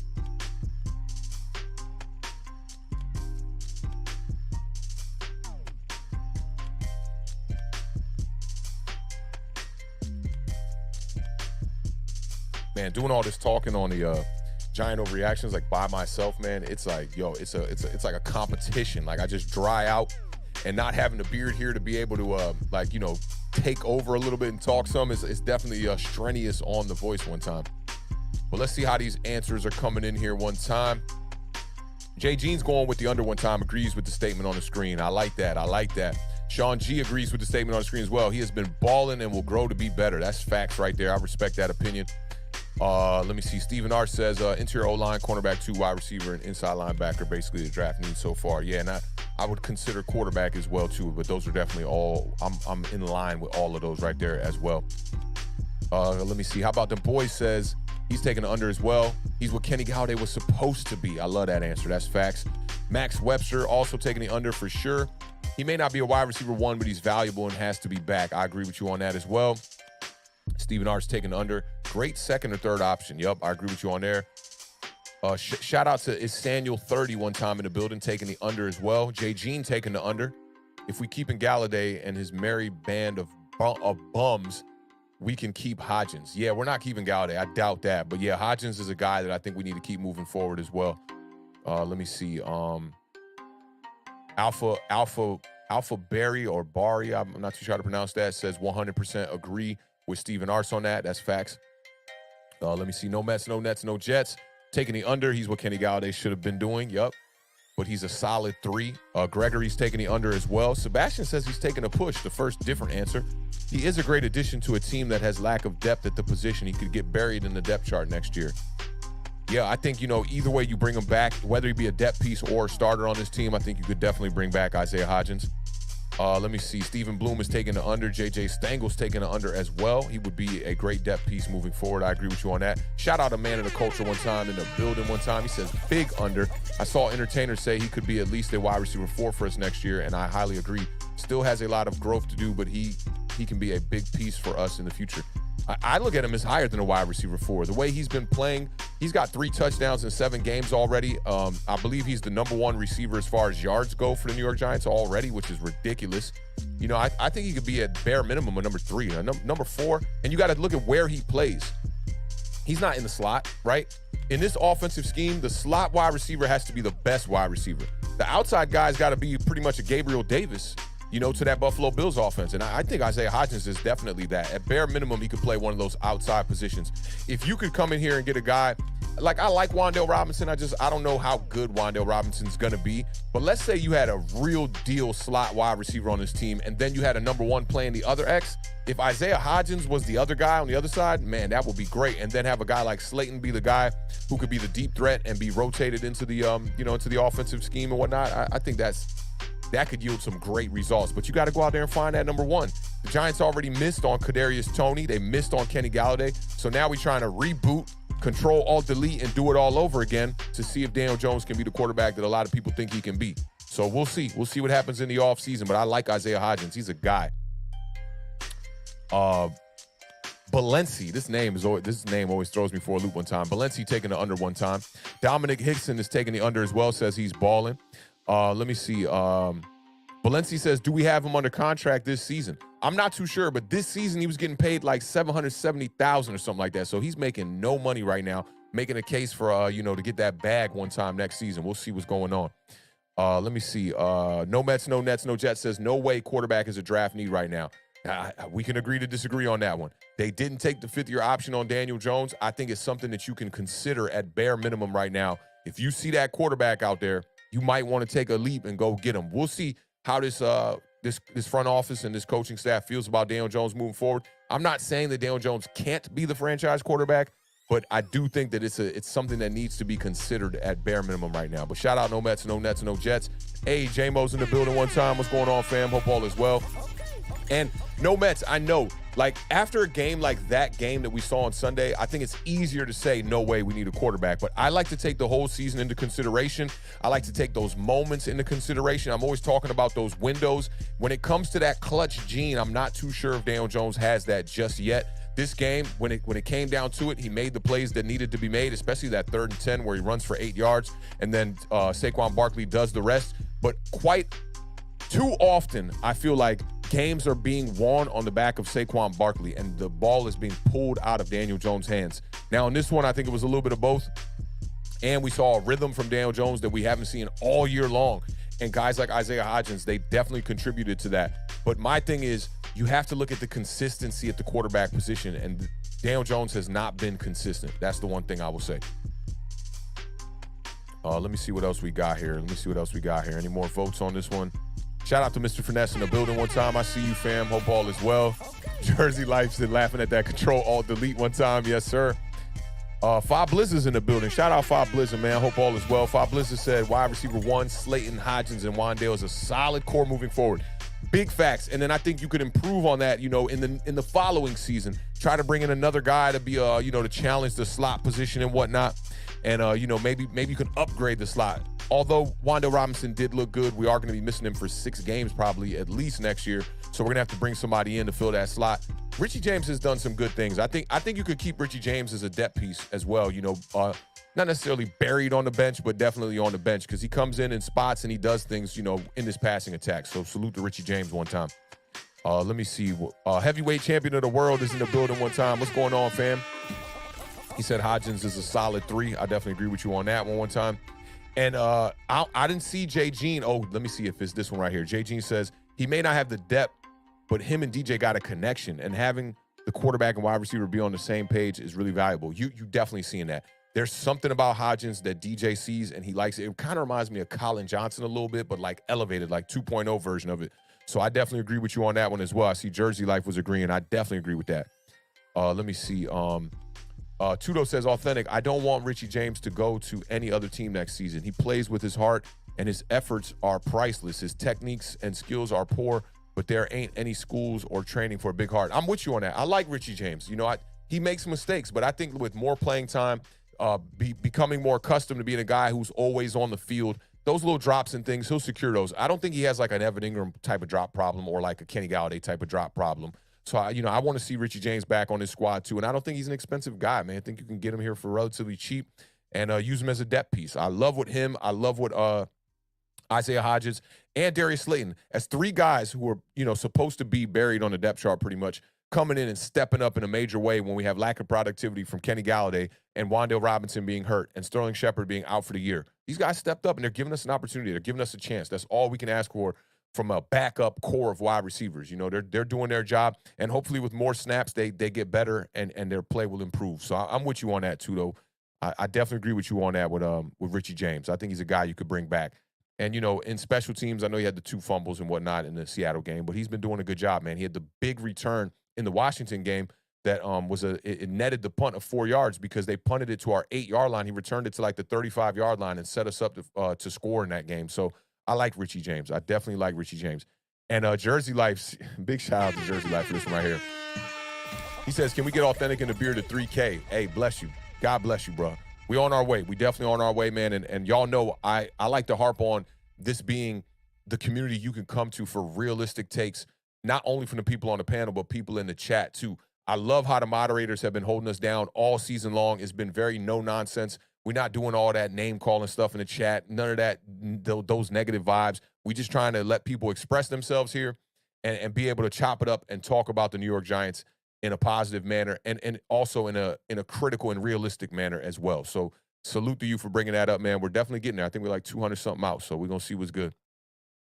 Let me see here. Yes, Alvaro. Yes, if we could get a guy of Justin Jefferson caliber, that would be ridiculous. That could elevate this offense to an entirely new level. We'll see. Hopefully, there's a guy like that in the draft. We'll see. We'll see what's good. And shout out to y'all for boosting up the likes and whatnot, man. Shout out to Gregory for bringing some attention to that, yo, because that does throw us out into the algorithm, into the atmosphere, and get more eyes on our channel, man. So I definitely appreciate y'all. I think everybody's kind of in agreement on this one here about Isaiah Hodgins. Definitely had a day. I do want to bring some attention to his stats. 8 receptions, 89 yards, 1 touchdown on 11 targets. He had the long of 29 yards. That was on that sideline route. Isaiah Hodgins, man, love what I saw from him in this game. Him and Richie James. I love that the coaching staff had the confidence to open this up a little bit, although it did backfire on us a little bit with the Daniel Jones interception. I commend them for at least giving the kid the opportunity to try to open up the offense a bit and get this passing attack moving, you know, and averaging the 7.1 yards per passing play. I love that. That's great. It's great to see that. It's great to see that because Daniel Jones, people been calling him Dinkin' Daniel, Dinkin' Dimes, whatever y'all want to call him. And this was a good game to see him kind of open it up against a vulnerable pass defense with the Minnesota Vikings. So big shout out to the coaching staff on that one. All right, let me see what order I kind of want to go in here for these next ones. Yeah, we're gonna get dicey since we've been talking about the quarterback position here one time. All right, let's get to it.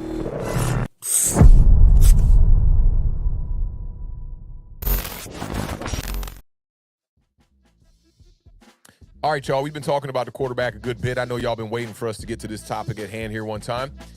Let me know if y'all think this is an overreaction or if you're going to take the under on this one. Sign me up for 3 more years of Daniel Jones. This one comes from the homie on Twitter one time, at Ray Ryan T one time, man. What y'all thinking about this one? This one might split the room a little bit depending on who's in the chat. I haven't seen OG Knockout in the building, but I did see Five Blizzard in the building. Let me see what y'all thinking about this one time. Give y'all a little time to populate your answers. I see them coming for the beard one time on his flowers he likes to give the Dallas Cowboys. Shout out to the beard one time in the building, left side.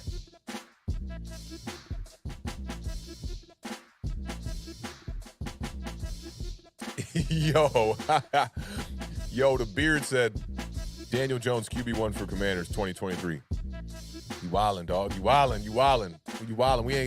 We definitely not letting that happen. Definitely not letting that happen. All right, let's see what we got here. No Mets, no Nets, no Jets. I know where you stand on this. You talk about definitely not drafting a quarterback. He says he's taking the under. I want to see him develop with the Giants. I feel you on that. You know, it wouldn't hurt. I'm going to tell you what I don't like about this statement on the screen is the 3 years. 2 years, I wouldn't be too hurt on that. Like, he does deserve another opportunity to be able to try to develop, but that sounds crazy when we're talking about a 4-year quarterback that we're still waiting for him to develop. It's really wild. But we know that the circumstances at hand have not been good for Daniel Jones. They definitely ruined him. And I think, John Mara coming out and saying that they ruined him, I really don't like that because it holds a lot of water, I feel like, for fans, of the Giants and of Daniel Jones to say, well, look, the owner said they screwed him over. There's so many quarterbacks that got screwed over by the ownership and by the front office that nobody will ever talk about. But, with this Daniel Jones situation, it's one thing that we can definitely, always go back to when it comes to John Mara's statements. So I respect this right here. Wanting to see him develop, at least get a couple more years. I definitely respect that. Shout out no Mets, no Nets, no Jets in the building. Samuel Weber in the building is taking the under as well. He kind of agrees on the statement there. How about them boys taking the under? He's 8-6-1 with a roster that shouldn't be near the playoffs. Put some respect on that man's name. Yeah, he is 8-6-1. This roster not being near the playoffs, I got to chalk it up to a little bit of the schedule. How about them boys? We just had an easier schedule this year and won some games, some tight, close games. I will say that. I'm waiting for the above and beyond, and I think this Colts game is going to do a lot for me to sway me one way or the other. We shall see. We shall see. He is 8-6-1. They have credited him now with, I believe, 5 game-winning drives. I broke each 5 game-winning drive down. He's got 10 completions and 26 air yards and 5 game-winning drives. So I think that says a lot right there. And I'm not trying to shit on Daniel Jones here, but I think it's a little bit like this. It's a little bit like this. That 8-6-1, a lot of that comes from Saquon Barkley and the defense as well too, and a lot of it comes from Daniel Jones. But nonetheless, how about them boys taking the under? That's a good objective opinion from a Cowboys fan right there. Uh, is Samuel 30 is taking the push. I wouldn't be opposed to it though, and that's kind of where I'm at right now because he has played well, especially as of late. Um, not some big games, but he's not turning the ball over most importantly, and I think that goes a long way with this offense as they are developing as an offense as well. Let me see what else we got. Shout out to Gregory one time for visiting the Beards Whatnot channel too. JJ Stangle's taking the under depending on the contract though. That's so important. I wish there was more to this tweet because depending on how much the contract is, that does mean a lot.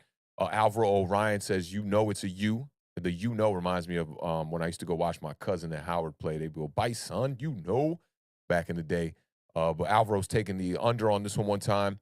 Mike Bernardini, I think I said that right, is taking the push. 2 with the third as an opt out. Yeah, I'm with you on that because 2 years seems a little bit more realistic. I know a lot of people are breaking down contracts where you can have 3 years and pretty much have the third year, be all backloaded and whatnot, and you can opt out. Contracts is really not my deal. I usually don't be trying to count pockets too crazy. As long as we can be able to make some moves in the offseason and sign some players that we're going to need, especially at the linebacker and possibly some depth on that interior line, I'd be okay with it. I think Stephen Arce is taking the under as well, only because Joe Shane is here. If it was Dave Gettleman, I would say hell no. That's a good point right there. I think not enough people are talking about too. That's a good point. William Meyer says I see a lot of Phil Simms and DJ. Yeah, I feel you on that. Phil Simms was a solid quarterback that struggled in the beginning of his career as well, too.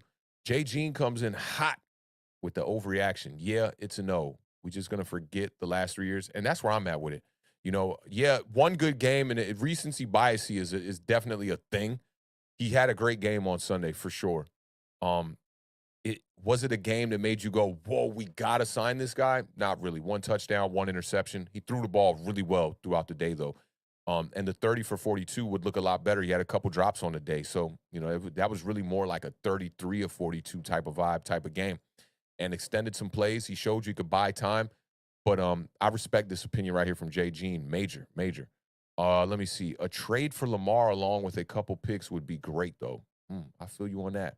You'd have to, if you're talking about with Daniel Jones, you'd have to get him on the books because he's going to be a free agent come March. Bookend Tackle said DJ will be back. I respect that. Respect that. We'll see under what kind of stipulations. Sean G says he's taking the push. I've been so 50-50 on Daniel Jones, but now leaning towards him being back, and I like it. Yeah.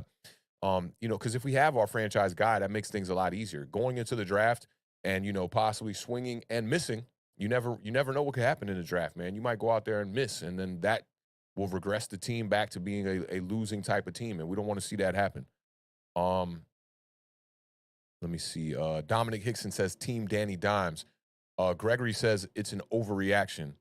Stephen Bloom says he's taking under. I don't see anyone realistic for us to draft or sign to replace. I see some realistic candidates for sure. Anthony Richardson is definitely one.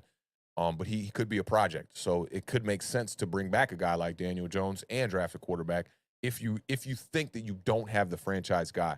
Chris P says he's taking the push. 3 years, question mark. Let's finish this year.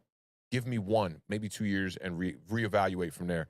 Definitely respect that opinion right there. Awthentik, the Beard says, Brady Quinn. Yo, the Beard loved Brady Quinn coming out of college. I thought Brady Quinn was going to have the smarts to be able to be a great quarterback in this league, but I believe it was drafted by the Browns and then went to the Lions after that. But definitely some tough situations around Brady Quinn. But he was a guy. He was definitely a guy nonetheless. Jersey Life 86 says, I honestly think the Giants don't want to let him go. You know what I was kind of speculating on some kind of like some conspiracy theory vibes. I feel like Brian Dable has a real relationship with Daniel Jones that he probably wants him to come back. And I think that Joe Shane might be thinking, let's move to the future. I did see some tweets going around though around the internet here where people were comparing 2017 Tyrod Taylor to 2022 Daniel Jones. And the stats are very similar. The one big difference is Tyrod Taylor had sat the bench for a long time, but he was in his 7th year as a quarterback. And Daniel Jones is, in his 4th year. So there is that to take into consideration. They did allow Tyrod Taylor to walk, and they ended up drafting Josh Allen, and the rest is history over there. So we'll see. We'll see. I think, a lot of this lumps in with what they're going to do with Saquon Barkley, too. And if you look at how they handled Shady McCoy when he was in Buffalo. They just allowed him to walk. So I don't know what they're going to do with Saquon Barkley. We'll see. Saquon's probably going to demand a bag here. It's probably not going to be cheap. A lot of people are thinking they're going to lead towards a franchise tag, but we'll see. Alpha says trading for a quarterback is dumb. Hello, Russell Wilson. I don't think trading for a quarterback is dumb because you could also say hello, Matthew Stafford, and they won him a Super Bowl. So each circumstance is different. Each one is different. So for me, if you could trade for Lamar Jackson, I'm doing it. It depends what you get. I think Lamar Jackson is one of the rare unicorns in this league. Look at that team. They're dealing with a lot of what we're dealing with, the Baltimore Ravens, except their defense is a lot worse. Their pass defense is awful. And wide receiver-wise, they're awful. They're dare I say they're just as bad as us, but they have Mark Andrews at the tight end position, which definitely helps them. But they don't have a running back like Saquon Barkley. So I think that the Baltimore Ravens are dealing with a lot of the same kind of problems, building around a quarterback, and it not working, although they have tried more than the Giants have tried to put some weapons around Lamar Jackson. But Lamar Jackson he left that team with 7 wins, I believe it was. They ended up winning 2 more games, and now they have clinched the playoffs.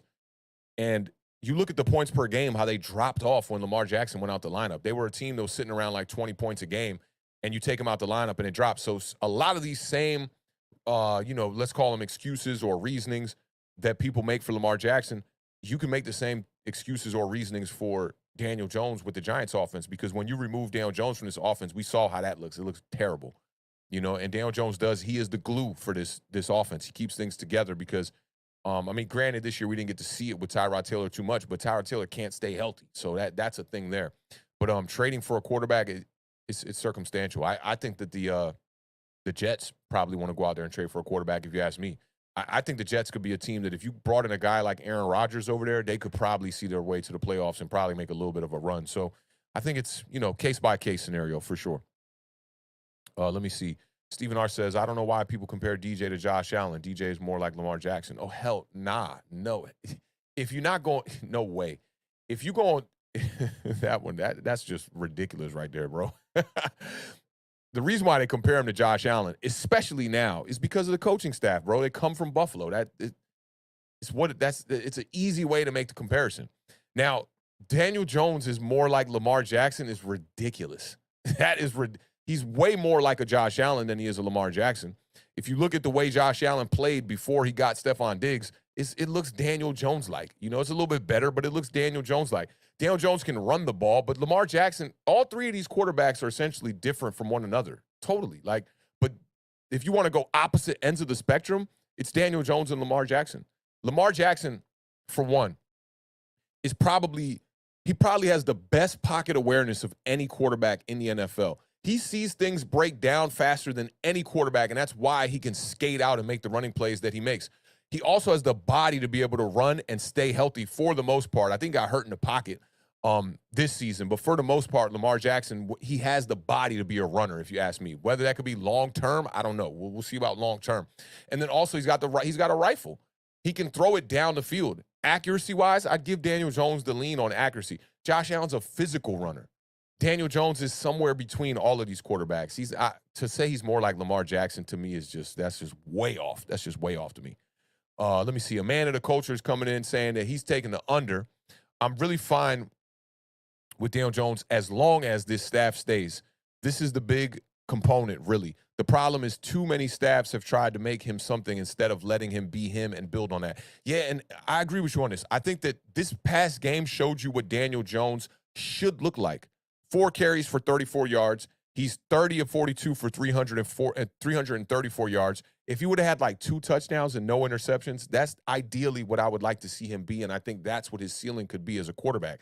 He'd be a guy that's a pocket passer that can make some plays with his legs, especially when you need him to down the stretch. So this is a very accurate take right here, in my opinion, man of the culture. Salute to you for that one. Let me see what else we got here. Make sure we got most of y'all takes on this. Stephen R. says, if the Giants continue to build around DJ, I'll take that. But if we don't, then we should move on. This is more situational because we don't know what the team will look like 3 years from now. Yeah, I'm with you on this one. This is spot on here because if you bring back Daniel Jones next year and you get that wide receiver, you try to bring in the weapon and he struggles, it's going to be a, I told you so type of thing. Like you saw 4 years of this quarterback and you kind of knew what he was. and you're trying to take the recent bias that you have from this past season and go, okay, maybe there is some in that tank that we can elevate him. I think you got to use the total of the evaluation, and then come to consideration of what you want to do. If they bring him back, I'm not going to be upset about it or nothing like that. I do think the contract is important, how much, but if they move on, I'm also not going to be upset either. I think that we've seen 4 years of it, and it's been good. It's been good. I'd say Daniel Jones is a good quarterback. Whether he can be a franchise guy or an elite guy, I don't know. I don't think so from what I've seen so far. Let me see. No Mets, no Nets. No Jet says, to be fair, though, the game on Saturday most likely did not convert any DJ haters. Just using that word for convenience. Feel you on that. The same people wanting DJ to stay have always been saying it. Yeah, totally, totally. And I think a lot of those people, that game on Sunday, it gives them a little bit more fuel to be like, hey, look, this is what he can do. And I think that's rightfully so. The dude played really good football and in good spots. He's been very just like you see what he could be, and if he could be consistent, he could be a franchise quarterback. Let me see what else we got here. Yeah, Jersey Life said we need a middle linebacker like Antonio Pierce. That he was a beast. And then Jersey Life also says, funny you said that, Authentic. Tyrod can still ball. I think Tyrod can still ball. You saw him coming in relief in that game. Yeah, he fumbled it on his first play or whatever, but he was 5 for 5. He had the touchdown to Richie James up the seam. He had the big run for like 40-something yards on that. With Tyrod is staying healthy. That's the problem with him that I'm seeing. It's like, and maybe he's just trying to do too much when he comes in these small spots and tries to make plays.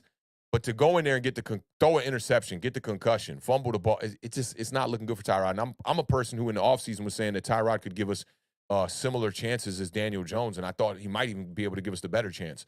But the way that he just can't stay healthy and that body just looking frail right now, I'm not too sure about Tyrod Taylor, to be honest. But it would have been nice to see a little bit more of a sample size to see another quarterback in this system. The one thing that I thought we got good from seeing Mike Glennon and Jake Fromm in this system last year was that you got to see how good Daniel Jones was. When you put in a bad quarterback, you really saw the value of a guy like Daniel Jones, and we've really needed him out there. I think Daniel Jones was 4-7 last season as a starter.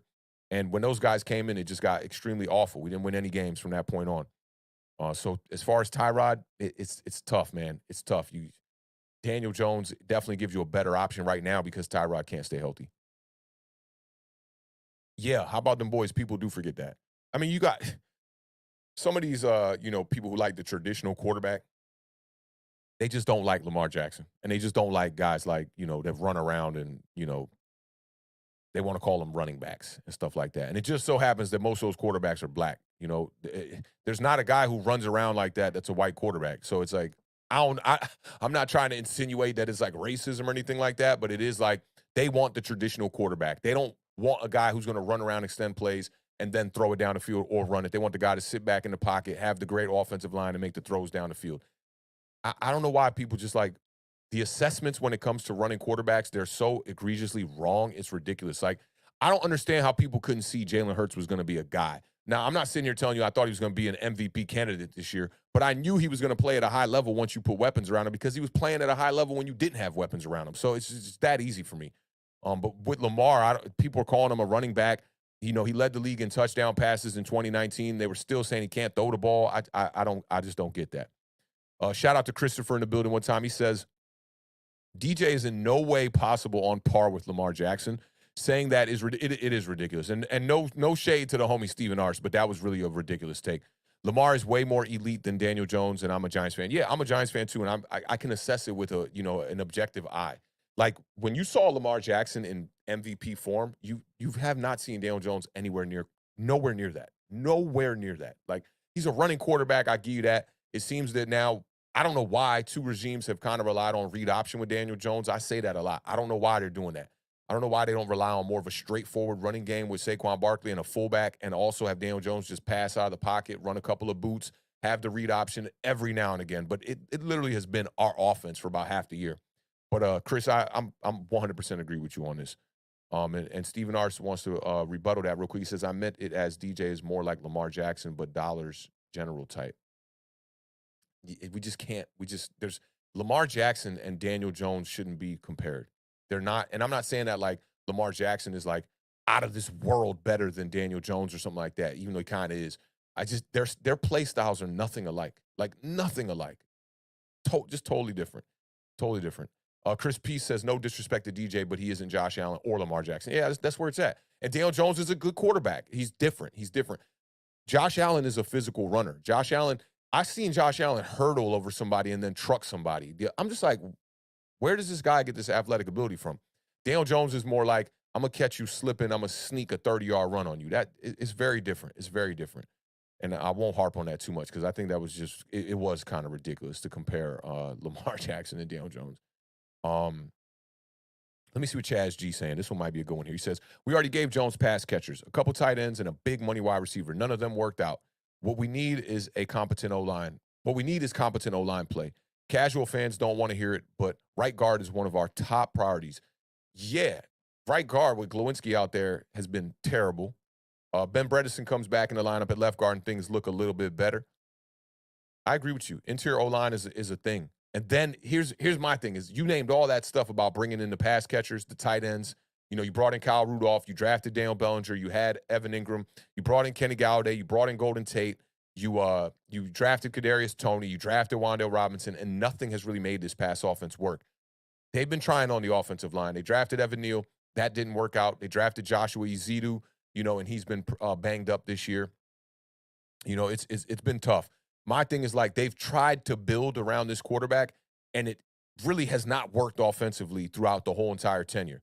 Now, granted, the weapons are not fantastic. Kenny Galladay fell off. I don't know what's going on with Kenny Galladay. They don't even want to use him out there anymore.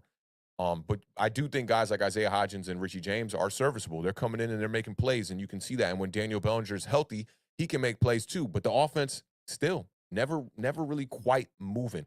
And when I look at what a guy like Jared Goff is doing in Detroit, it makes you think about that. They're working with one of the best offensive lines over there. And yeah, their weaponry at wide receiver is not crazy. It's not, when I look at, especially when they let TJ Hockenson go, when I look at the talent at wide receiver for the Detroit Lions, it's not that much better than what we're working with over here with the New York Giants. The one difference is they do have their number one in Amon-Ra St. Brown. He is a number one. People try to argue with me about that entering the Detroit Lions game, but he is definitely a number one. That's a top player in this league. Whether if we were to get a number one, if we would look like the Detroit Lions, probably not, because we don't have the offensive line. And I think that's what Chaz G is leaning towards here. It's like you do got to seal up that offensive line. But I also don't think our offensive line is as bad as people think it is. Evan Neal is struggling this year, for sure. Right guard has been a problem for us, for sure. But we do have one of the best left tackles in the whole entire league. We got snubbed on the Pro Bowl there, you know, and we got some pieces there. It's just about now adding and trying to get that offensive line better. And I don't know if that's going to fix all of the problems with Daniel Jones. That's where I'm a little bit skeptical on it, just a little bit. But shout out Chaz G. I respect this opinion. This is a good opinion right here. Let me see.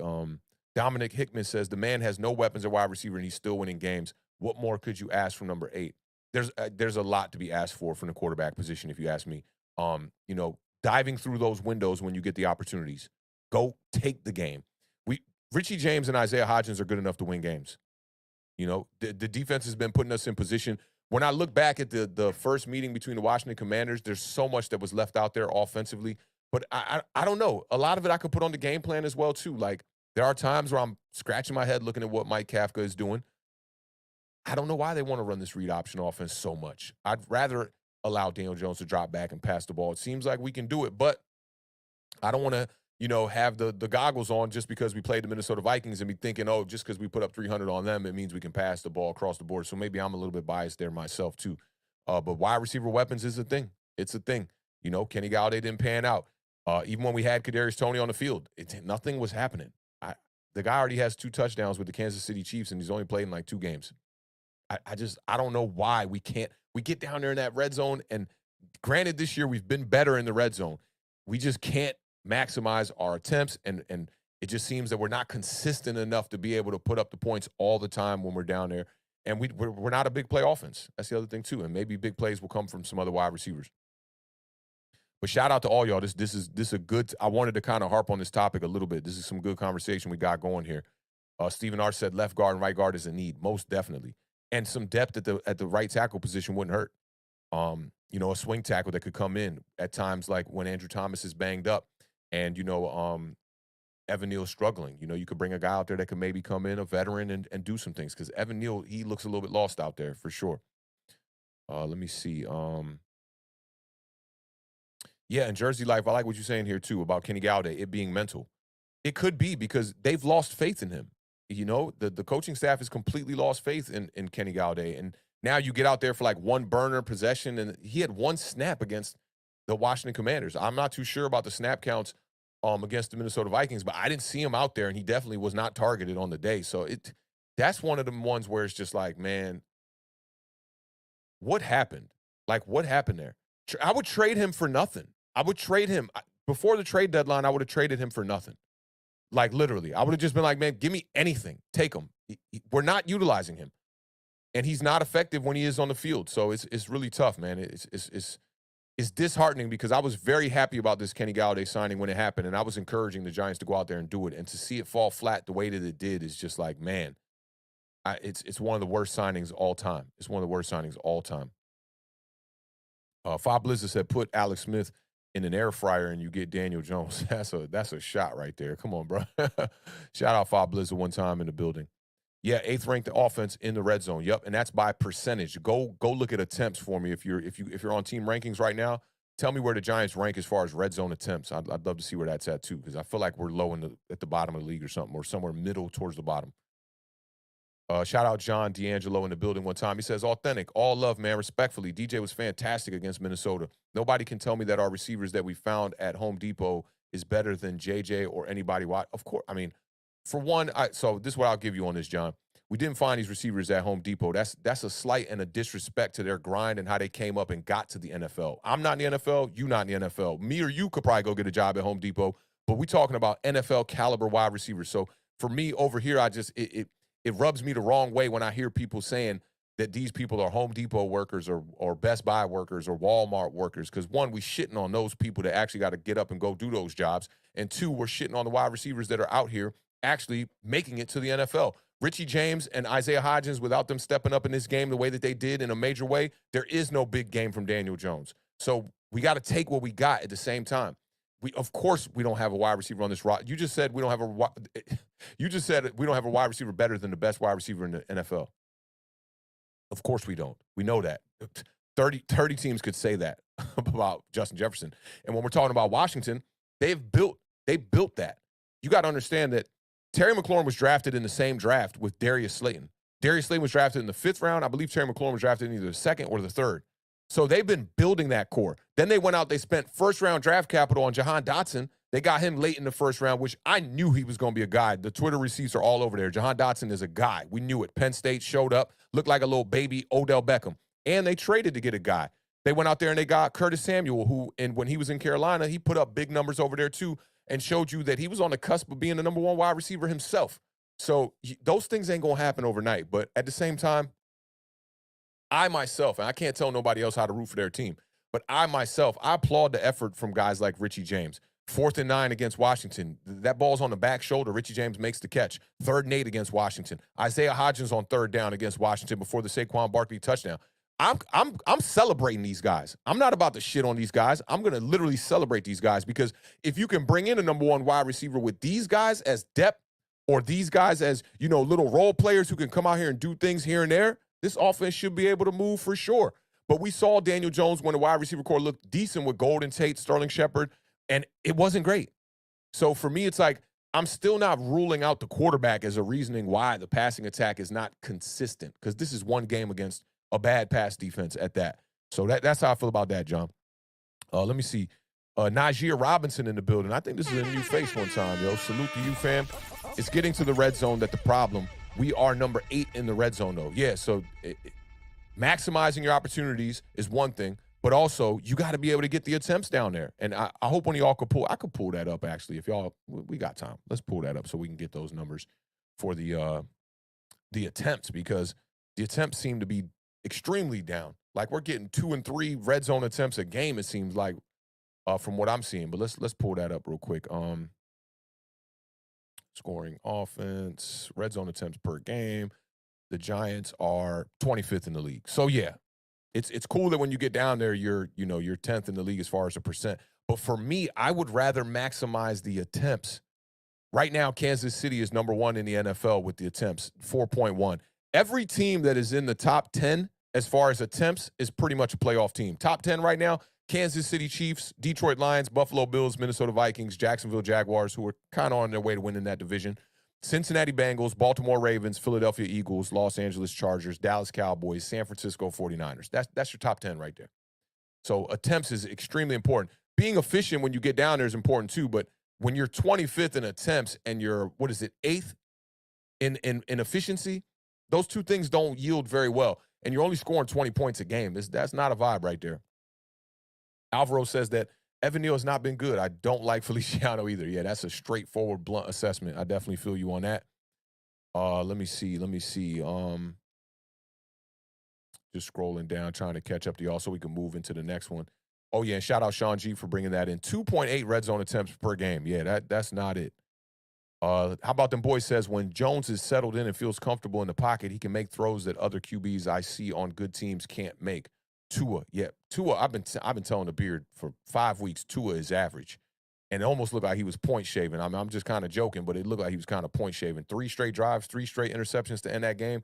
Shout out to the OG Carl Banks who was chopping it up with me on Twitter about that because that's ridiculous. It's ridiculous. Tua, now let me see. You said when Jones is settled in and feels comfortable in that pocket, he can make throws that other QBs, plural, I see on good teams can't make.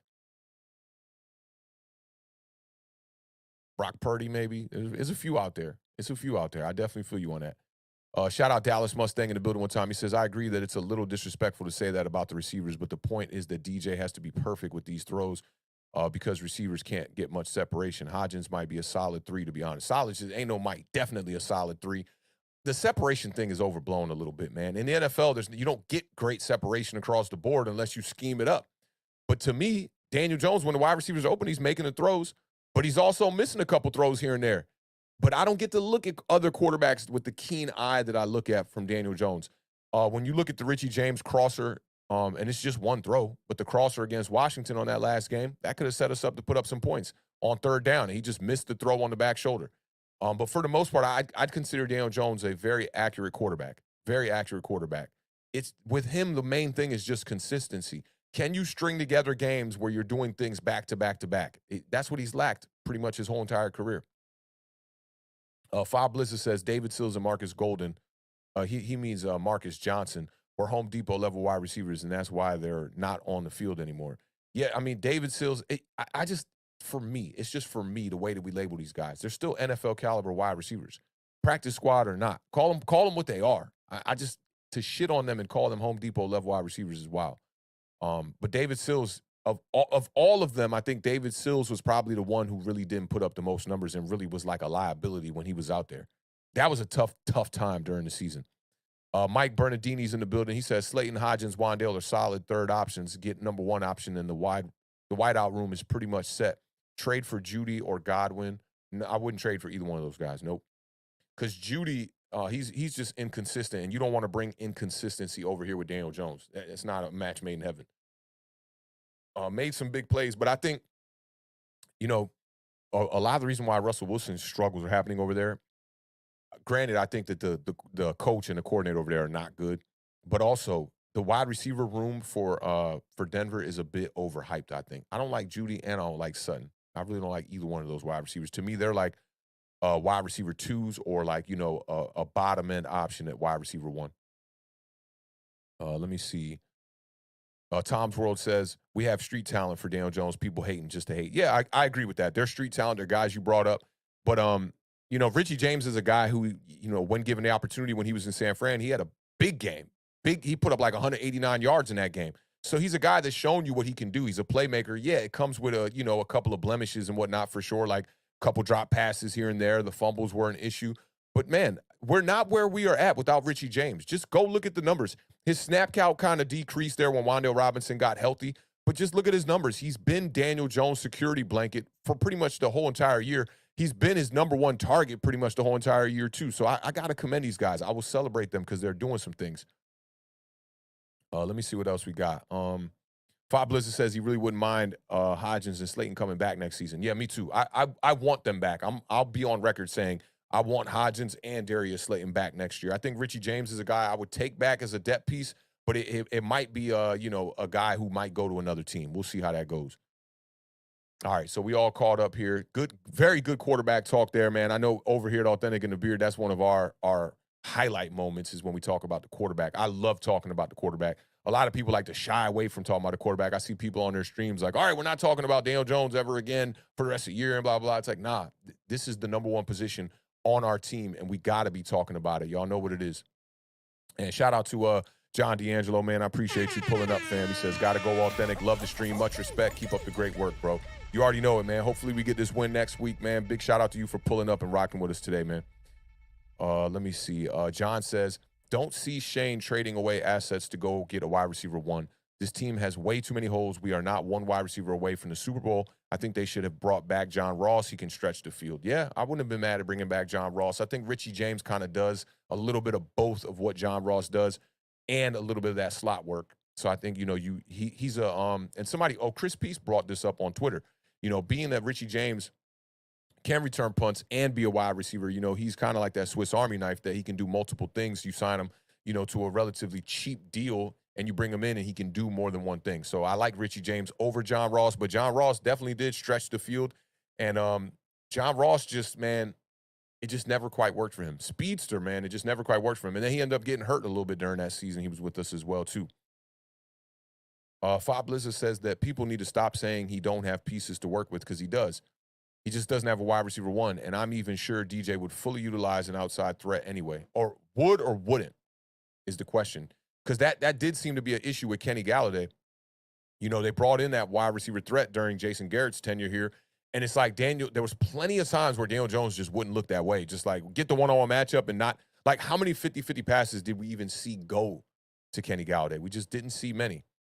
Alvaro Ryan says, will Galladay ever come back from the darkness? Or he's lost as far as the Giants go.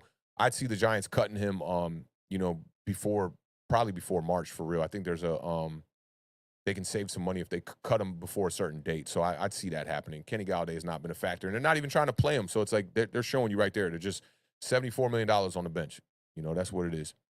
Yeah, and Fob Blizz, I thought that's what you meant. That bringing in the outside threat wouldn't even mean that he's going to utilize it. Yeah, with the Buffalo scheme that Brian Daboll has bought in, it seems like they don't use those outside wide receivers even more. So, you got Daniel Jones, who seemed to be a bit reluctant to throw to the outside talent when Jason Garrett was here, which that's kind of like in Jason Garrett's, DNA to use that kind of wide receiver like he did with Dez Bryant.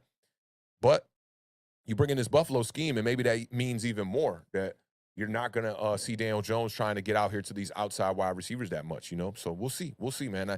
A lot of people want to take the risk and say, hey, let's see, want to see him develop a little bit more with the wide receiver number one. What if you can't get the wide receiver number one and you sign Daniel Jones to like a 2-3 year deal? Are we just going to make up excuses for 3 years? Or are we just going to keep trying to, shoot or swing and miss trying to get that wide receiver one? We'll never know, to be honest.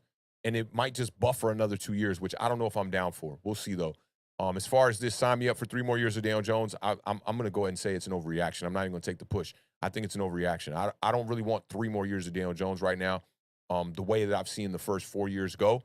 But sign me up maybe for a year, maybe 2. Sign me up for a year, maybe 2. No Mets, no Nets, no Jets says, conspiracy theory, I think DJ and KG had a beef. Yeah, we saw it, man. Against the Washington football team at the time, week 2, they were definitely beefing. They was definitely beefing. And Kenny Galladay has I wouldn't say he has like a diva wide receiver mentality, but you can tell that he has that like alpha personality. The way that he dealt with that situation on the Thursday night game against Washington, the first year he was here with us, the way that he dealt with not being played, and when the beat reporters were asking him about it, he was like, I should be out there on the field at all times. So Kenny Galladay strikes me as a guy that is very confident in what he can do and confident in himself. And when he doesn't see that, doesn't have a problem being the alpha in the room. So I this might not even be a conspiracy theory, no mess, but I definitely appreciate you sending in that 199 super chat, my G. That means a lot one time, definitely.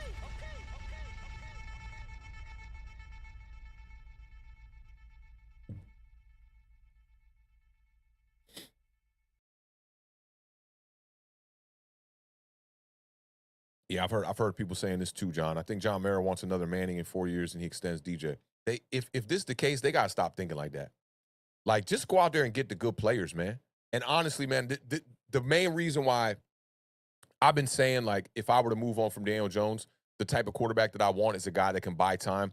I just feel like the NFL is moving towards a different day and age right now. Like, you don't got these pocket passers no more, just standing back there like statues and relying on offensive line play.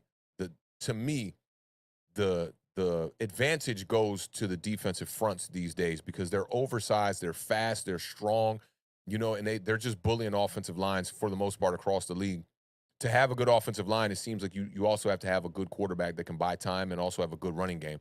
So for me, it's the next quarterback has to be a guy that can buy time. That's my goal. It's just got to be a guy who can buy time with a big arm. And I think Daniel Jones is kind of that. It makes it hard to assess him because lately he's been getting better at buying time, and we definitely know he does have the running capability. Love what I saw on that touchdown to Hodgins, man. The way he stepped up, stepped to his right. It's a play you haven't seen from Daniel Jones all year. Yep. And I agree with you, Tom's World. You need a perfect O-line to have a pocket QB, especially in this day and age. And it just doesn't seem like it.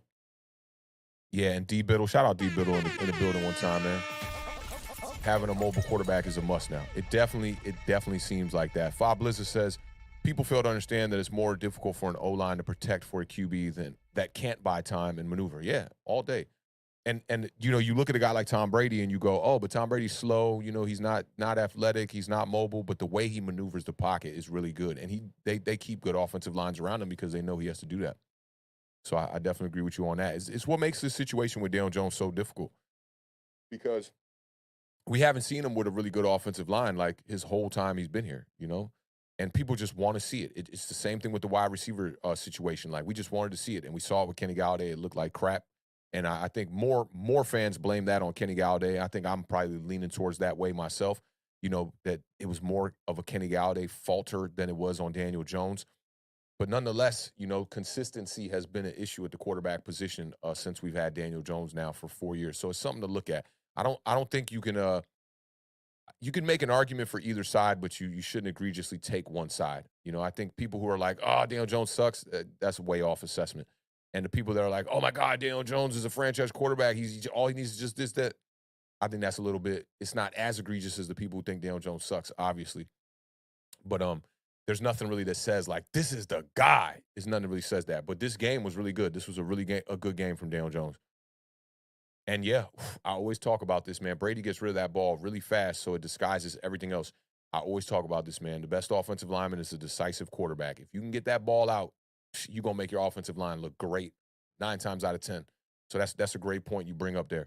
And last one I'll talk about here as far as this overreaction we got. Stephen R. says, I like DJ, but please don't let that be the thought process. No way you can waste years to hope you can get Archie in the end result. Don't waste people's times. Players, coaches, and a staff. I agree with you on that 100%, man. Shout out Steve in the building. Shout out to all of y'all rocking with us on this Monday, man. It's a vibe right here on Awthentik and the Beer. Salute to y'all, man. It's been definitely a cool, chill, kind of slow burn of a show. And I said I was going to get y'all out of here in 2 hours. I lied. I'm going to get y'all out of here in about 2 hours and 30 minutes.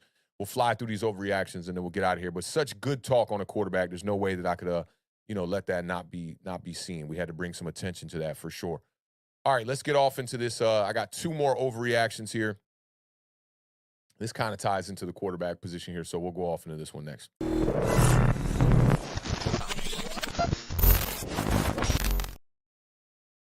All right, this one came from Twitter as well. And this one is from the homie, what's my homie's name? JGYRU88.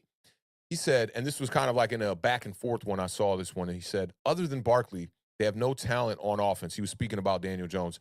Yet they have been in position to win almost every week despite an average defense. What's y'all thoughts on this one right here? Is this an overreaction? You taking a push or you taking the under on this one? Let me know what y'all thinking.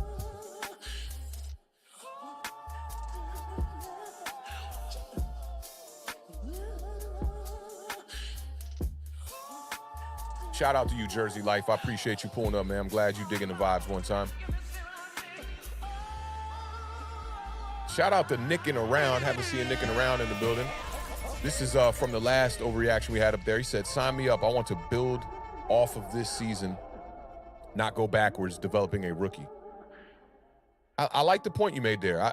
Developing a rookie doesn't necessarily mean going backwards. You know, it might stunt your growth for a year possibly, but you would hope that the rookie is ready to go by year 2, like a lot of these guys we've seen, like Joe Burrow, Justin Herbert. Whether there's one of those guys in this draft, that's the real question. That's definitely the real question. But shout out to you for pulling up, Nicking Around. Appreciate you rocking with us on this stream.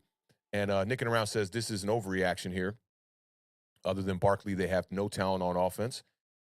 Let's see who else we got here. Tom's World is agreeing with this statement, taking the under on this one. Max Webster says it's an overreaction for sure.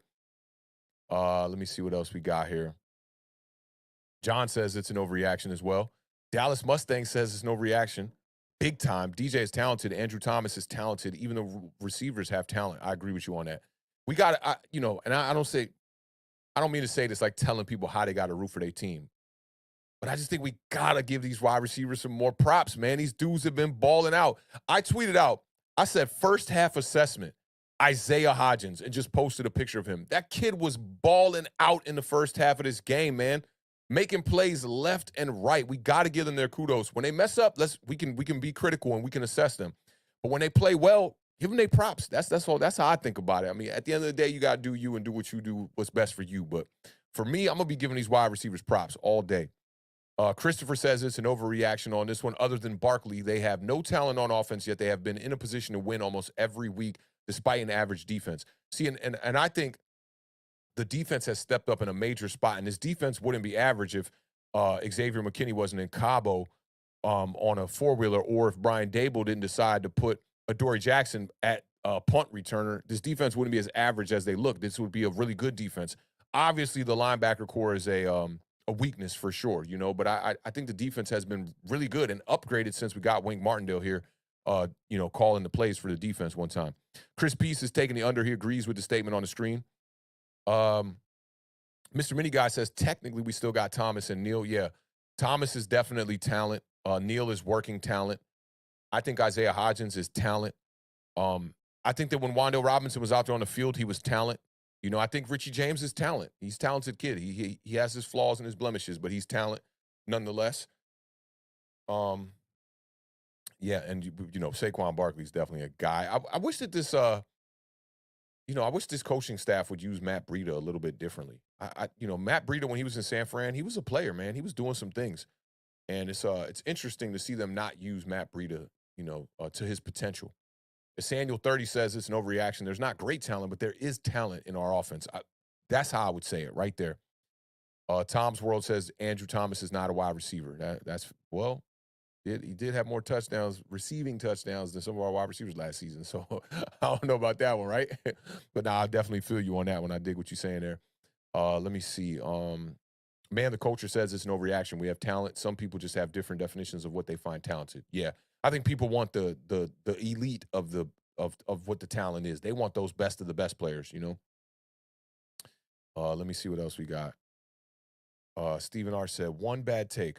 Players F up sometimes. DJ isn't close to Lamar MVP form. I just thought he is a branch of Lamar. No way close to Lamar at all, though. Yeah. One bad take. When Day in Next Friday was putting on his shirt and he put it on inside out, he said players mess up too. I feel you on that. I definitely feel you on that. Let me see. Jared Williams popped in the building. What's going on, Jared? He says, hey, Awthentik, this loss hurt me so bad. There was too many mistakes during the game that gave it to the Vikings. 1,000%, man. And we did some good things that kept us in position, like when you see the way the passing attack was moving in this game, when you see the way that the front four was getting pressure on Kirk Cousins, especially through the first 3 quarters, the bend don't break vibe, but his secondary, keeping Justin Jefferson, kind of contained for the most part until he broke out in the fourth quarter. They did a lot of things right, and you're right. The mistakes, man, when you play a game like that, you really got to be mistake-free, and we didn't do that in this game. But shout out to Jared one time in the building, man. I appreciate you pulling up, rocking with us. He says Isaiah Hodgins couldn't make the Bills roster. Michael says this. DJ elevates players. Now, if you go look at the Bills roster, because I could tell you probably didn't look at the Bills roster. They don't hold a lot of wide receivers over there at all. I think they're only holding about 4 right now. And the type of body type that Isaiah Hodgins is, he's going to be playing that position that Gabe Davis plays. They don't have nobody backing up Gabe Davis right now. So take that with a grain of salt, Um, Dominic Hickman says over. Danny is the man. See, and like these are the kind of takes that I just like. You're never gonna hear this coming out of my mouth, right? I'm never gonna be like, he's the man. He's a good quarterback, but there's nothing that he has shown me that he's the man. Not at all, to be honest. I mean, he does some things well, he does some things poor, but he's a good quarterback. I think Daniel Jones is a good quarterback, but I'm not convinced that he's the man quite yet. And I think what you meant to say here is you want to take the under because this statement on screen is implying that the reason why Daniel Jones is struggling is because there's no talent around him. John B is taking the overreaction one time. He says, we have a young tight end who got hurt and Slayton. Yeah, we haven't even talked about Slayton too much. Has been balling this year. Shepard got hurt and Wandale. And you haven't mentioned guys like Isaiah Hodgins either. Isaiah Hodgins has definitely stepped up. But this is a good point you bring up, John B. Salute to you. Appreciate you rocking with us. Let me see. No Mets, no Nets, no Jets says, you mean to tell me DJ is elevating the wide receiver core? I don't know. It's hard to tell. It's hard to tell. I mean, I've seen Daniel Jones with Golden Tate, Darius Slayton. The best wide receiver chemistry he ever had was his rookie year with Darius Slayton, where Darius Slayton had 8 touchdowns and almost 1,000 yards. Outside of that, I don't know. I couldn't answer this. I couldn't answer if the best way I think to answer this is probably say that they're elevating each other is the best way I could put this. I know it's kind of a political answer, but I do think Daniel Jones is making these guys make a name for themselves at bare minimum. And I think that these wide receivers are making it where you don't got to just, literally die on the running game the whole entire game and be throwing it like 15, 16 times. These guys allow you to be able to go out here and throw the ball 42 times in a game that was a 1-score lead throughout the whole entire game pretty much outside the first quarter. So I'll say it's a little bit of both. Definitely appreciate you sending in the 199 super chat. No Mets, no Nets, no Jets. You've been rocking with us now. I want to say like 2 years now, man. So big shout out to you, bro. You definitely a day one in my eyes over here. Lucas Marino says, moving on from DJ costs too much opportunity. Use the draft and free agency money to build the total offense talent or total offensive talent. This improves DJ and Saquon's production. It's such a tough decision, And shout out to Lucas Marino one time in the building. It's a very tough decision because you got to commit to it. You got to say one way or the other. I'm bringing back Saquon and Daniel Jones. I'm bringing back Saquon and I'm getting me a rookie quarterback, or I'm just ditching both of them. And I'm going to just rebuild because running back priority on a team, running back is not that high because we've seen you can pull guys in the draft, but you got to hit. You got to hit on the Nick Chubb. You got to hit on who else I'm trying to think of like that was a late rounder. Even a guy like a Miles Sanders, to find a back that versatile. A Jeff Wilson, Elijah Mitchell, Breece Hall. These guys, you got to hit. Because for every one of those, you're going to find a running back who doesn't do anything, and the Giants know all about that. So I think it's about committing. I don't quite know what the main plan, like what I would do. I don't quite know yet. I'm leaning towards bringing back Saquon and Daniel Jones and drafting a quarterback in the draft. But then you're going to be wasting some of that capital to get good now entering 2023 by drafting this quarterback because a guy like Anthony Richardson, the guy who I have my eyes on, is going to be a first or a second round pick. No doubt about it. So you're going to waste one of those picks to try to get, yourself a quarterback. And then you're probably going to have to trade up if you really want to get the quarterback. So you're going to waste more draft capital. It's a tough decision to make right now. It's a really tough decision to make. I don't know which way they're going to go moving forward. I think these last couple of games are going to say a lot. If Daniel Jones can make a playoff run, if Daniel Jones goes out there and wins a playoff game, I think you really got to bring him back. No doubt about it. And if you do that, is Saquon coming back? The way that they handled Shady McCoy in Buffalo kind of leans towards maybe Saquon not coming back. But I think Justin Pennick said this really good. The Giants have built their offense around Saquon Barkley, not around a rushing attack. So you might have to bring back Saquon Barkley. So it's tough, man. We're spinning wheels again, though. I will say that. We're looking at this. It looks just like the beginning of 2021, where you're like, you got to go get a wide receiver and draft a wide receiver. I don't even know if that exists out there right now. Can we immediately get a number one wide receiver in this wide receiver room for Daniel Jones within the next 2 years, bare minimum? I don't know. We'll see. But I definitely respect this opinion, Lucas. This is a fire opinion right here. And I appreciate you rocking with us. I don't remember seeing you too much in the chat. If this is your first time here, man, salute and welcome to the family, bro. Let me see. Nicking around said, even if you don't like DJ, I think we can admit he's a talent and the tackles going to be staples in a season or two. Yeah, Daniel Jones is a good quarterback, no doubt about it. It kind of like, I hate seeing people really hate on him because I think for people that are objective like myself, it looks bad for people like that. Like, there are DJ haters. I will say that there are people that are just like they want him to fail, but there's not a lot of them. There's not a lot of those people that are just like, I just want him to fail. Go get me a new quarterback. I'd say you got about maybe 10% of the fan base that is like that, that he can do no right. And, I just want people to be objective on Daniel Jones. Just don't put the goggles on. Judge it for what it is. He's a good quarterback. He's a talented kid. He can make plays. Consistency, I'll go back to it, has been the biggest problem with Daniel Jones. He struggled to stay consistent. Stephen R says it's no reaction on the screen here one time. Shout out Brian Perez one time in the building. He says, I hope you had a great Xmas, homie. Hashtag Danny Dimes. Yeah, he was diming on Sunday for sure. Outside that one interception, Daniel Jones was slinging that football, man. Like, I literally in my notes, I put like, yo, this is the best I've seen this kid. Like a string of plays put together when he was 11 of 11. I was just like, yo, he cannot do no wrong right now. This kid is slinging the football. Definitely had a day, man. It's unfortunate that he couldn't come away with a victory in this one. This would have been one of those games, you clench a playoff berth and you win a game and you put up 334 yards. Could have used another touchdown on the stat box for sure, but one touchdown nonetheless. 30 or 42 looks really good, man, moving forward. So big game from Daniel Jones. I can sit here with confidence and say that was one of his best games of the season for sure. Let me see what else we got here. Just trying to catch up. Nicking around says Wandale's going to be a top 5 slot wide receiver. I wouldn't doubt it. He's a good player. I liked him coming out the draft. I liked his tape, man. He seemed like he could fit very well in this scheme.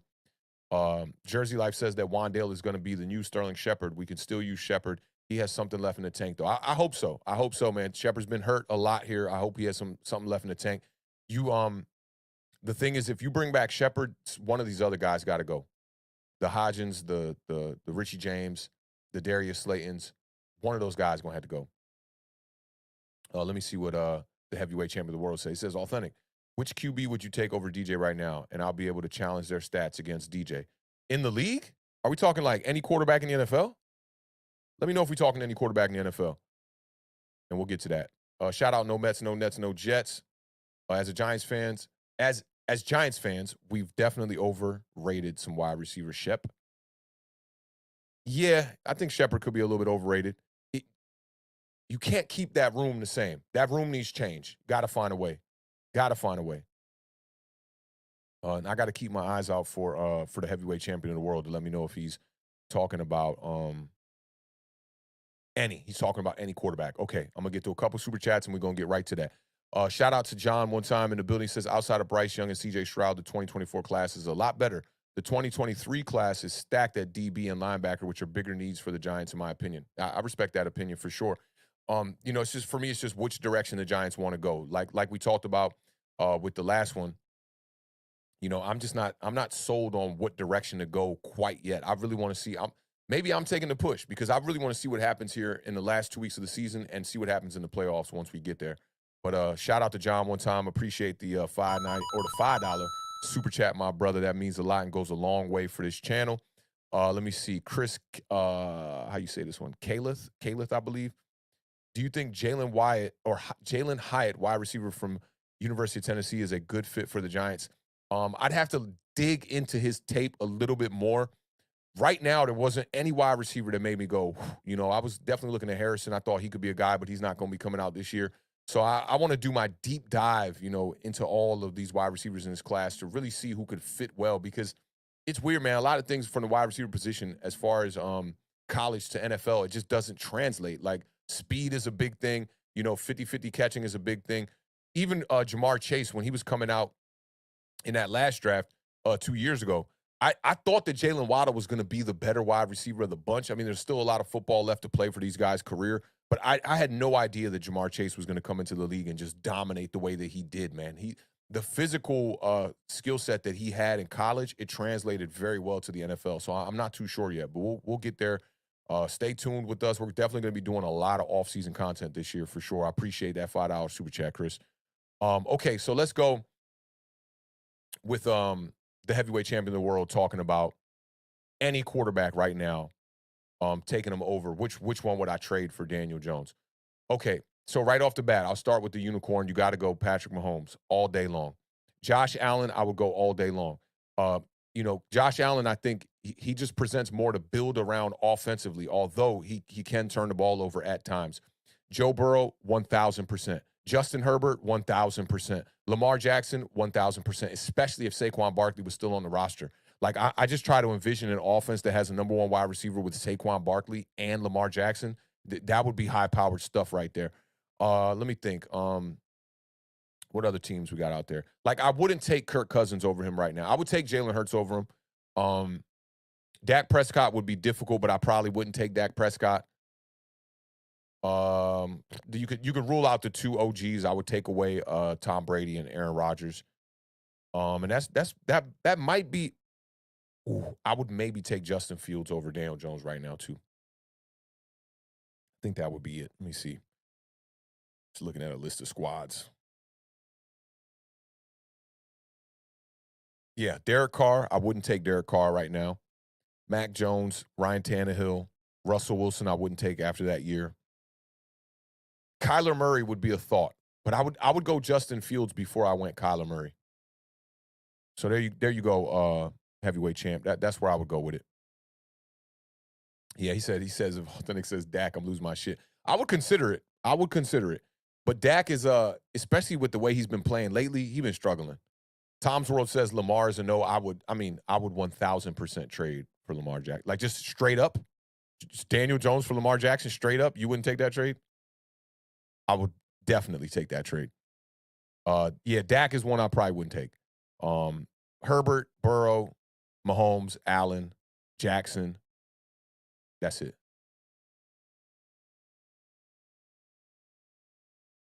I'm just looking at heavyweight, his response right here. He says, Awthentik, you just proved my point with all things being equal, DJ having an O-line along with weapons like the QBs you mentioned, he is just as good or better. Well, the Baltimore Ravens offensive line is not that great. The Baltimore Ravens weapons are pretty terrible. And let me see the other quarterbacks. So Joe Burrow's dealing with best wide receiver tandem, top 5 wide receiver tandem for sure.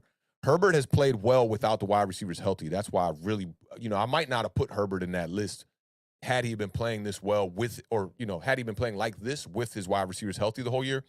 But Keenan Allen pretty much been out for like half the year. Mike Williams half the year. And Herbert really ain't missed a beat. That dude's a beast. So, I don't know. We'll see. We'll see what happens when Daniel Jones gets some weapons around him. I still think that those guys, just using my eyes, are just better quarterbacks than Daniel Jones. Like, Justin Herbert makes throws that Daniel Jones can't make. Josh Allen makes throws that Daniel Jones can't make. Lamar Jackson is just a dynamic, elusive kind of player that he does things that Daniel Jones can't do. And yeah, Burrow's just a guy. Burrow's just a guy, man. And then Patrick Mahomes, Patrick Mahomes is better than every quarterback in the NFL. I won't make the mistake next year, pass up on Mahomes in fantasy. Most definitely. All right, let's take it to this next giant overreaction. Great convos there, y'all. Appreciate all y'all input, man. That was fire right there. And I like that this talent one kind of played into the quarterback position a little bit, and we got to kind of extend the quarterback talk a little bit there. Let's get off into this last one. We're talking about playmakers here. Let's get off into this last one here real quick.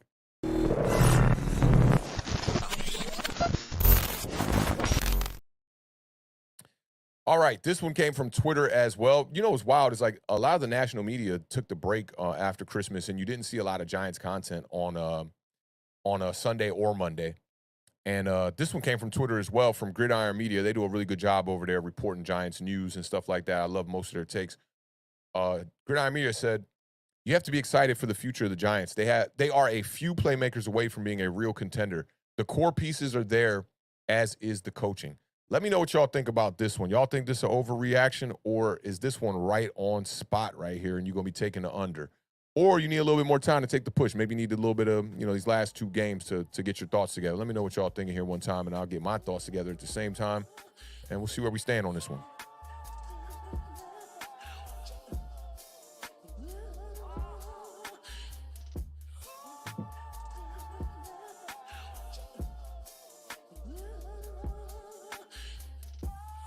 Shout out to SHU Carter one time in the building. Sakpa said, mon cher, hope all is well.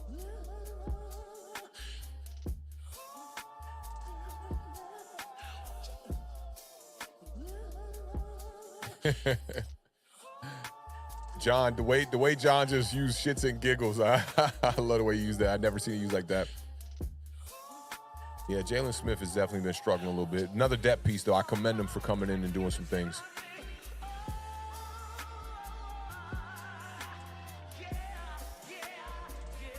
I see nicking around. Let's go with the last conversation. He said, Lamar done choked some games away this season. Haven't seen DJ do that. Lamar choked away the game against us, 1,000%. His defense choked the game away against the Miami Dolphins.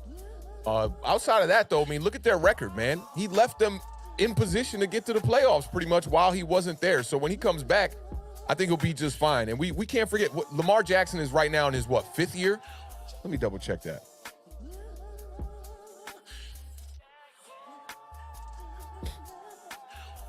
Because you gotta think about the accolades and the accomplishments as well.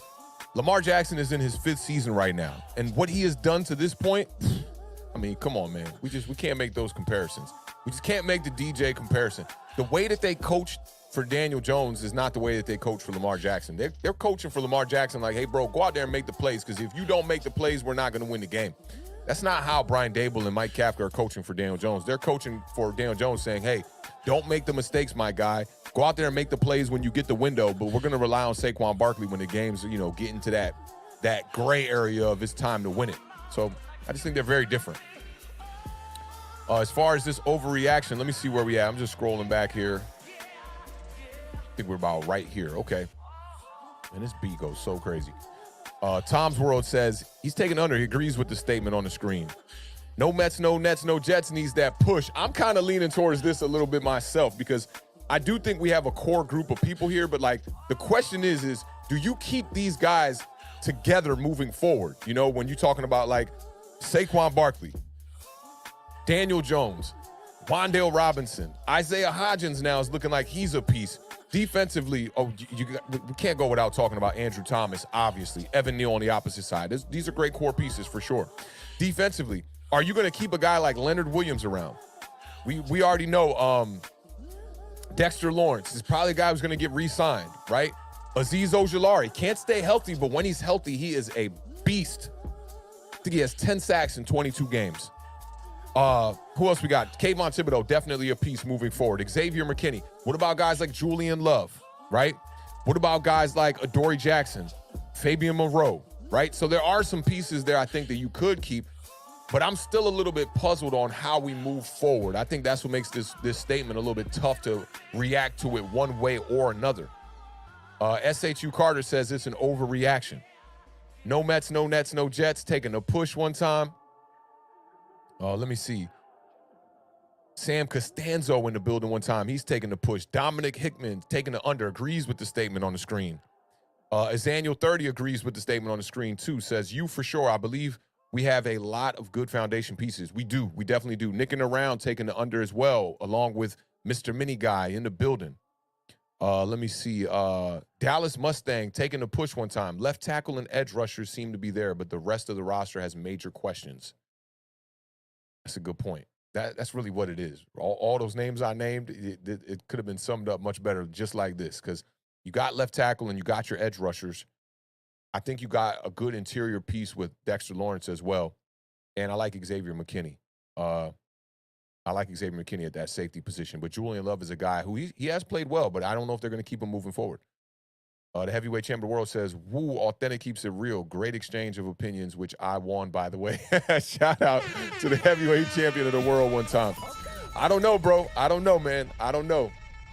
Those quarterbacks, they do have the weapons. You're right about that, which is why I think most people want to see Daniel Jones just get the weapons around him, because then the decision would be made.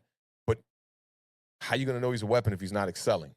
That's the biggest problem. For me, it's like I would have loved to bring in a guy like a Stephon Diggs, because which we kind of did, which is crazy. We brought in Kenny Golladay, a guy who led the league in touchdowns, 2 1,000-yard seasons. He came to the Giants, and he hasn't done jack shit. It's crazy. It's really crazy. But I can't put that Kenny Golladay juju on my man Daniel Jones one time. I can't do that. I can't. So, I mean, he does deserve another opportunity to be able to have a number one. I do agree with you on that. Yeah, Chris says we need to still work on the O-line. I definitely agree with you on that. Amanda Culture says, I'm torn between you and a push. but I'll go to you. I feel you on that because we do got some good pieces. We got some good pieces on this roster for sure. John's taking the under. Sebastian's taking the under. He says, I agree with this because we have a bright future in our front office and coaching does their job. Yeah, I like how they brought attention to the coaching, as is the coaching at the end. That was a great way to kind of sum that all up. Let me see. Sarkin says, for the first year the coaches took over, it's by far the best we could hope for with the talent we got. Yeah, that's facts, man. That's facts. And I talked about this a little bit earlier when I alluded to Joe Judge in his first year. It looked good. You know, the roster wasn't good either. And it looked pretty good. It looked like we were on our way up, and then it kind of fell apart. So for me, I want to see a little bit of consistency from the front office before I, sway one way or the other. Mobster Music says kind of the under, kind of the P right here one time. Okay, a little torn between it. Gregory's taking the under one time. John B says, can we just keep the blue and white throwback jerseys full time, please? Listen, I would love to go with those white jerseys as our full-time white jerseys, right? But also the legacy uniform needs to come back and also be the other jersey. Like those are our two best jerseys.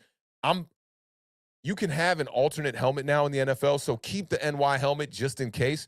But the Giants logo needs to be our main logo, man. Like that needs to be our main helmet, our main logo moving forward. Go back to the old vibes. I just love the way that dark helmet looks. It's just a whole vibe. Saquon Barkley in that uniform is crazy, man. It just looks vicious, and I think it sets, you look good, you play good. Shout out to Deion Sanders. Chris Peace in the building says he's taking a push. Let me see what shakes out in free agency and the draft. I definitely agree about coaching, though. I'm with you on that. I'm definitely with you on that. Let me see. Nicking around says DJ playing every Sunday. Jays, give us that Ravens O-line. That Ravens O-line has not been great.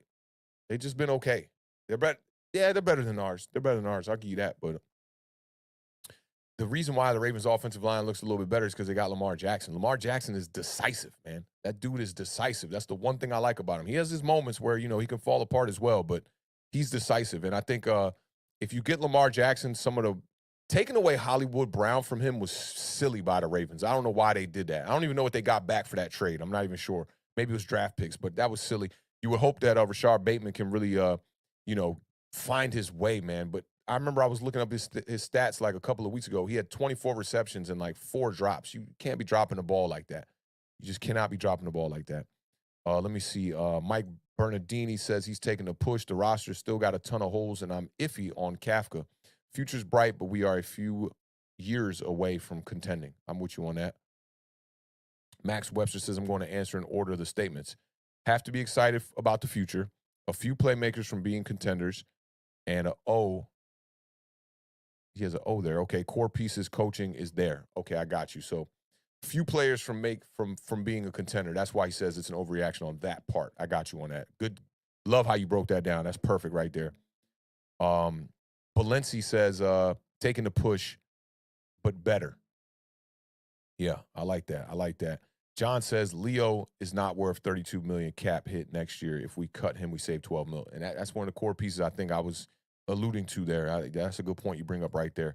Dominic says he's taking the under next year. I think will be one to remember with the new staff and a year on their belts. We can only get better, which is why I want to get to the playoffs, man. I think a playoff berth here would yield great experience for this team, and just to be able to come back the following season. If you lose in the playoffs, you could say, hey, we learned, we got some experience. This is a playoff team. It could be a landing destination for free agents. Be very similar to what the Philadelphia Eagles did last year when they won 9 games and went to the playoffs and ended up losing to the Bucs in the first round. And Nicking around says, keep Williams if he restructures that contract. I'd be down for that. Chris Kalis taking the push one time. Tony says linebackers are the biggest need. That's definitely a big need on his team. Chaz G says we have young talent at both tackles and ends. So, yeah, I have to agree. Sarkin says, how do you move forward? You get more players to compete for every position. That's how you move forward. Yeah, and that's why with the wide receiver core, I think it's imperative that you get people in here to challenge what's already here. If you're going to get Wandale back, if you're going to get Slayton back, if you're going to get Richie James back, Isaiah Hodgins back, Wandale Robinson back, bring in some other people to compete for that job, man. Like, I'm sick of seeing this similar wide receiving core that's been around Slayton and Shepard for like 4 years now. We got to find a way to upgrade that department for sure. John B says he's taking the push on this. Roster still needs work, plenty of holes, need backups for our good players. I agree with you on that. Stephen R says, Love and Leo might be the heartbreaking cut, no resigns. I'm with you on that. But if they are true, you say, but if they are a true New Jersey guy, they will find a way to stay here and build with this team. Yeah, I'm with you on that, man. Love is a great piece. He's been the captain pretty much since Xavier's been out. I like him. He's pretty much the only veteran kind of player we have in the secondary on his defense. Dory's kind of getting there, but I like Julian Love, and I think if you keep him around, you don't got to fill that position, you know. So we'll see what they do with him. But I agree with you. Love and Williams might be the guys that a lot of people unfortunately don't want to see, but they might not be Giants next year. Let me see what else we got here. Oh, JS was just saying, I got you. I got you. I got you nicking around. Yeah, y'all on that young boy lingo. Y'all know I ain't on that. I'm about to be 40. Let me see. John said Lamar will be too expensive. I agree with you on that. That's facts. Nicking around says Lamar probably going to get 60 million after he gets tagged a couple times. Yeah, that's real. That's real. That's real. It would be very hard to bring in Lamar Jackson. Chaz G, 100%. Them old school blue uniforms are fire. I want to pair them with some blue pants. Like, I would love it for a color rush to be the blue legacy jersey with the blue legacy pants. Like, give me some blue pants to match them things. Socks blue. We big blue. I want to see that blue on the field. Kind of like how the Minnesota Vikings do with their purple a little bit. I think we can make a fire uniform out of that. And then to throw a little, just a little touch on it. I would want the legacy helmet, but in white. A white legacy helmet with the blue logo, with blue jersey legacy, blue pants, blue socks, all the way. Gregory says, Awthentik gotta run. Great show as always. Later. Peace to everybody, man. Definitely appreciate you pulling up, Gregory, man. You're dedicated and devoted to this Giants channel, and as a Cowboys fan, that means a lot to us over here. Jameson said, this is actually my 7th time here. You've been popping in and out, man. We've been going for 2 hours, 40 minutes. Y'all know how we do over here on the reaction. As far as this last overreaction here, man, you have to be excited for the future of the Giants. Definitely. They are a few playmakers away from being a real contender. I think the schedule's a little bit of smoke and mirrors this year, which gives us a higher record than what our team really is. To me, the Giants this year, if it was a regular season as far as, the schedule being the type of strength that I would imagine like next year would be, I'd call us a 7-8 win team. We'll see how we finish out the year. This Colts game is going to be extremely important. We'll see how they finish that out. And then the core pieces are there. I'm not too sold on the core pieces yet because when I think about core pieces, I think about quarterback, wide receiver, running back, offensively. Defensively, I think some of the core pieces are there for sure. Oh, yeah. Red pants with the red and white jersey will be fire. Most definitely. White helmet. We'd look like Buffalo, but I want to throw a white helmet in the mix for sure. But yeah, the coaching, I won't go one way or the other as far as the coaching goes. I gotta take some time on that, man. Give me 2 years at least to see what this coaching staff does, what kind of moves they make next year, especially front office wise. I want to see the free agent signings, see who they bring back, see who they draft. This particular draft was not a big addition to productivity as far as, contributing to the team that much. But we did have some big injuries. Wando Robinson, you had Darian Beavers go down in minicamp, which he could have really contributed to this linebacker core. That dude was stepping up and stopping the run in preseason. I thought he was going to be a guy. So we know we'll have somebody coming back next season that could at least contribute to the linebacker room. But we'll see. I'm not sold on the playoffs 100%. And I'm with you, Mobster Music. I want playoffs too. I really want the playoffs.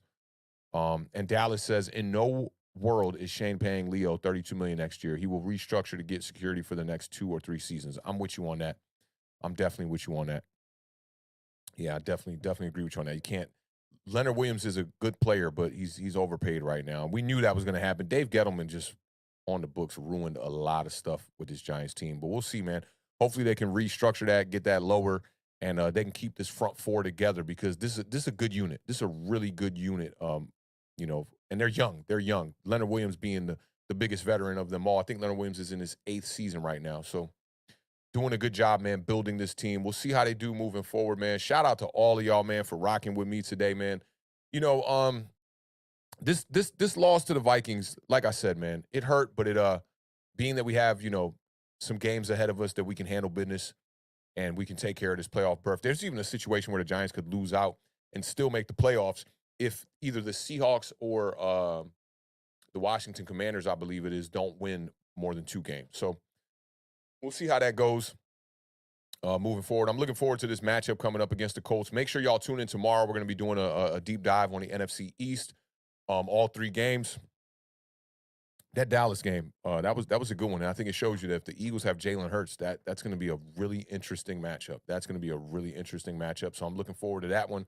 And I'm also looking forward to the Cowboys coming to FedEx Field for the last game against the Commanders. I might even go to that game because I think it's going to come down to the Commanders having to win that game to get into the playoffs. But we'll see, man. 2 games left for each team in the NFC East. This is going to be great down the stretch, man. Like I said, man, we couldn't ask for nothing more than this. The Giants have an opportunity to make the playoffs, and that's all I want, man. I always talk about it. I put up a message that went a little bit viral on my Twitter about, I want to see as many playoff chances that the New York Giants can have, man. I got about 30, 35 more summers, bro. I'm about to be 40 here. You know what I'm saying? I'm trying to see them get to the playoffs as many times as they can and maximize their opportunities, and hopefully we can make a run. I would love to see Daniel Jones make a run. That'll be amazing, and it'll make things easier as far as the the quarterback vibes, going into 2023. So we'll see, man. We'll see. Again, I appreciate all of y'all rocking with me, man. Let's see some biceps in the chat before we get up out of here. 2 hours and 45 minutes on this Week 16 edition of the Giant Overreaction.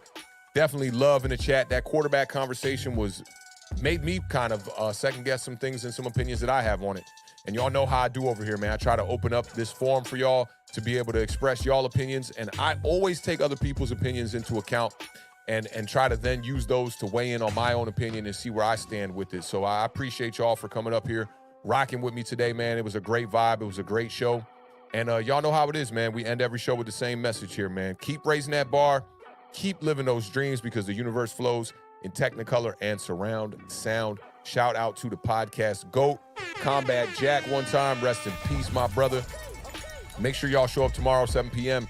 Eastern Standard Time, man. This was a vibe. Another slow burner, man. Week 16 edition. Y'all be good. Enjoy that Monday night game. I think it's a good one here. I think we got the Chargers and the Colts, I believe. I can't remember what it is. I think it's the Chargers. Let me not give y'all false information. Chargers and the Colts tonight, Monday Night Football. That's what's up. So y'all enjoy y'all Monday, man, of what's left of it. And we'll see y'all here, man. Same place, different time, 7 p.m. tomorrow for the NFC East recap.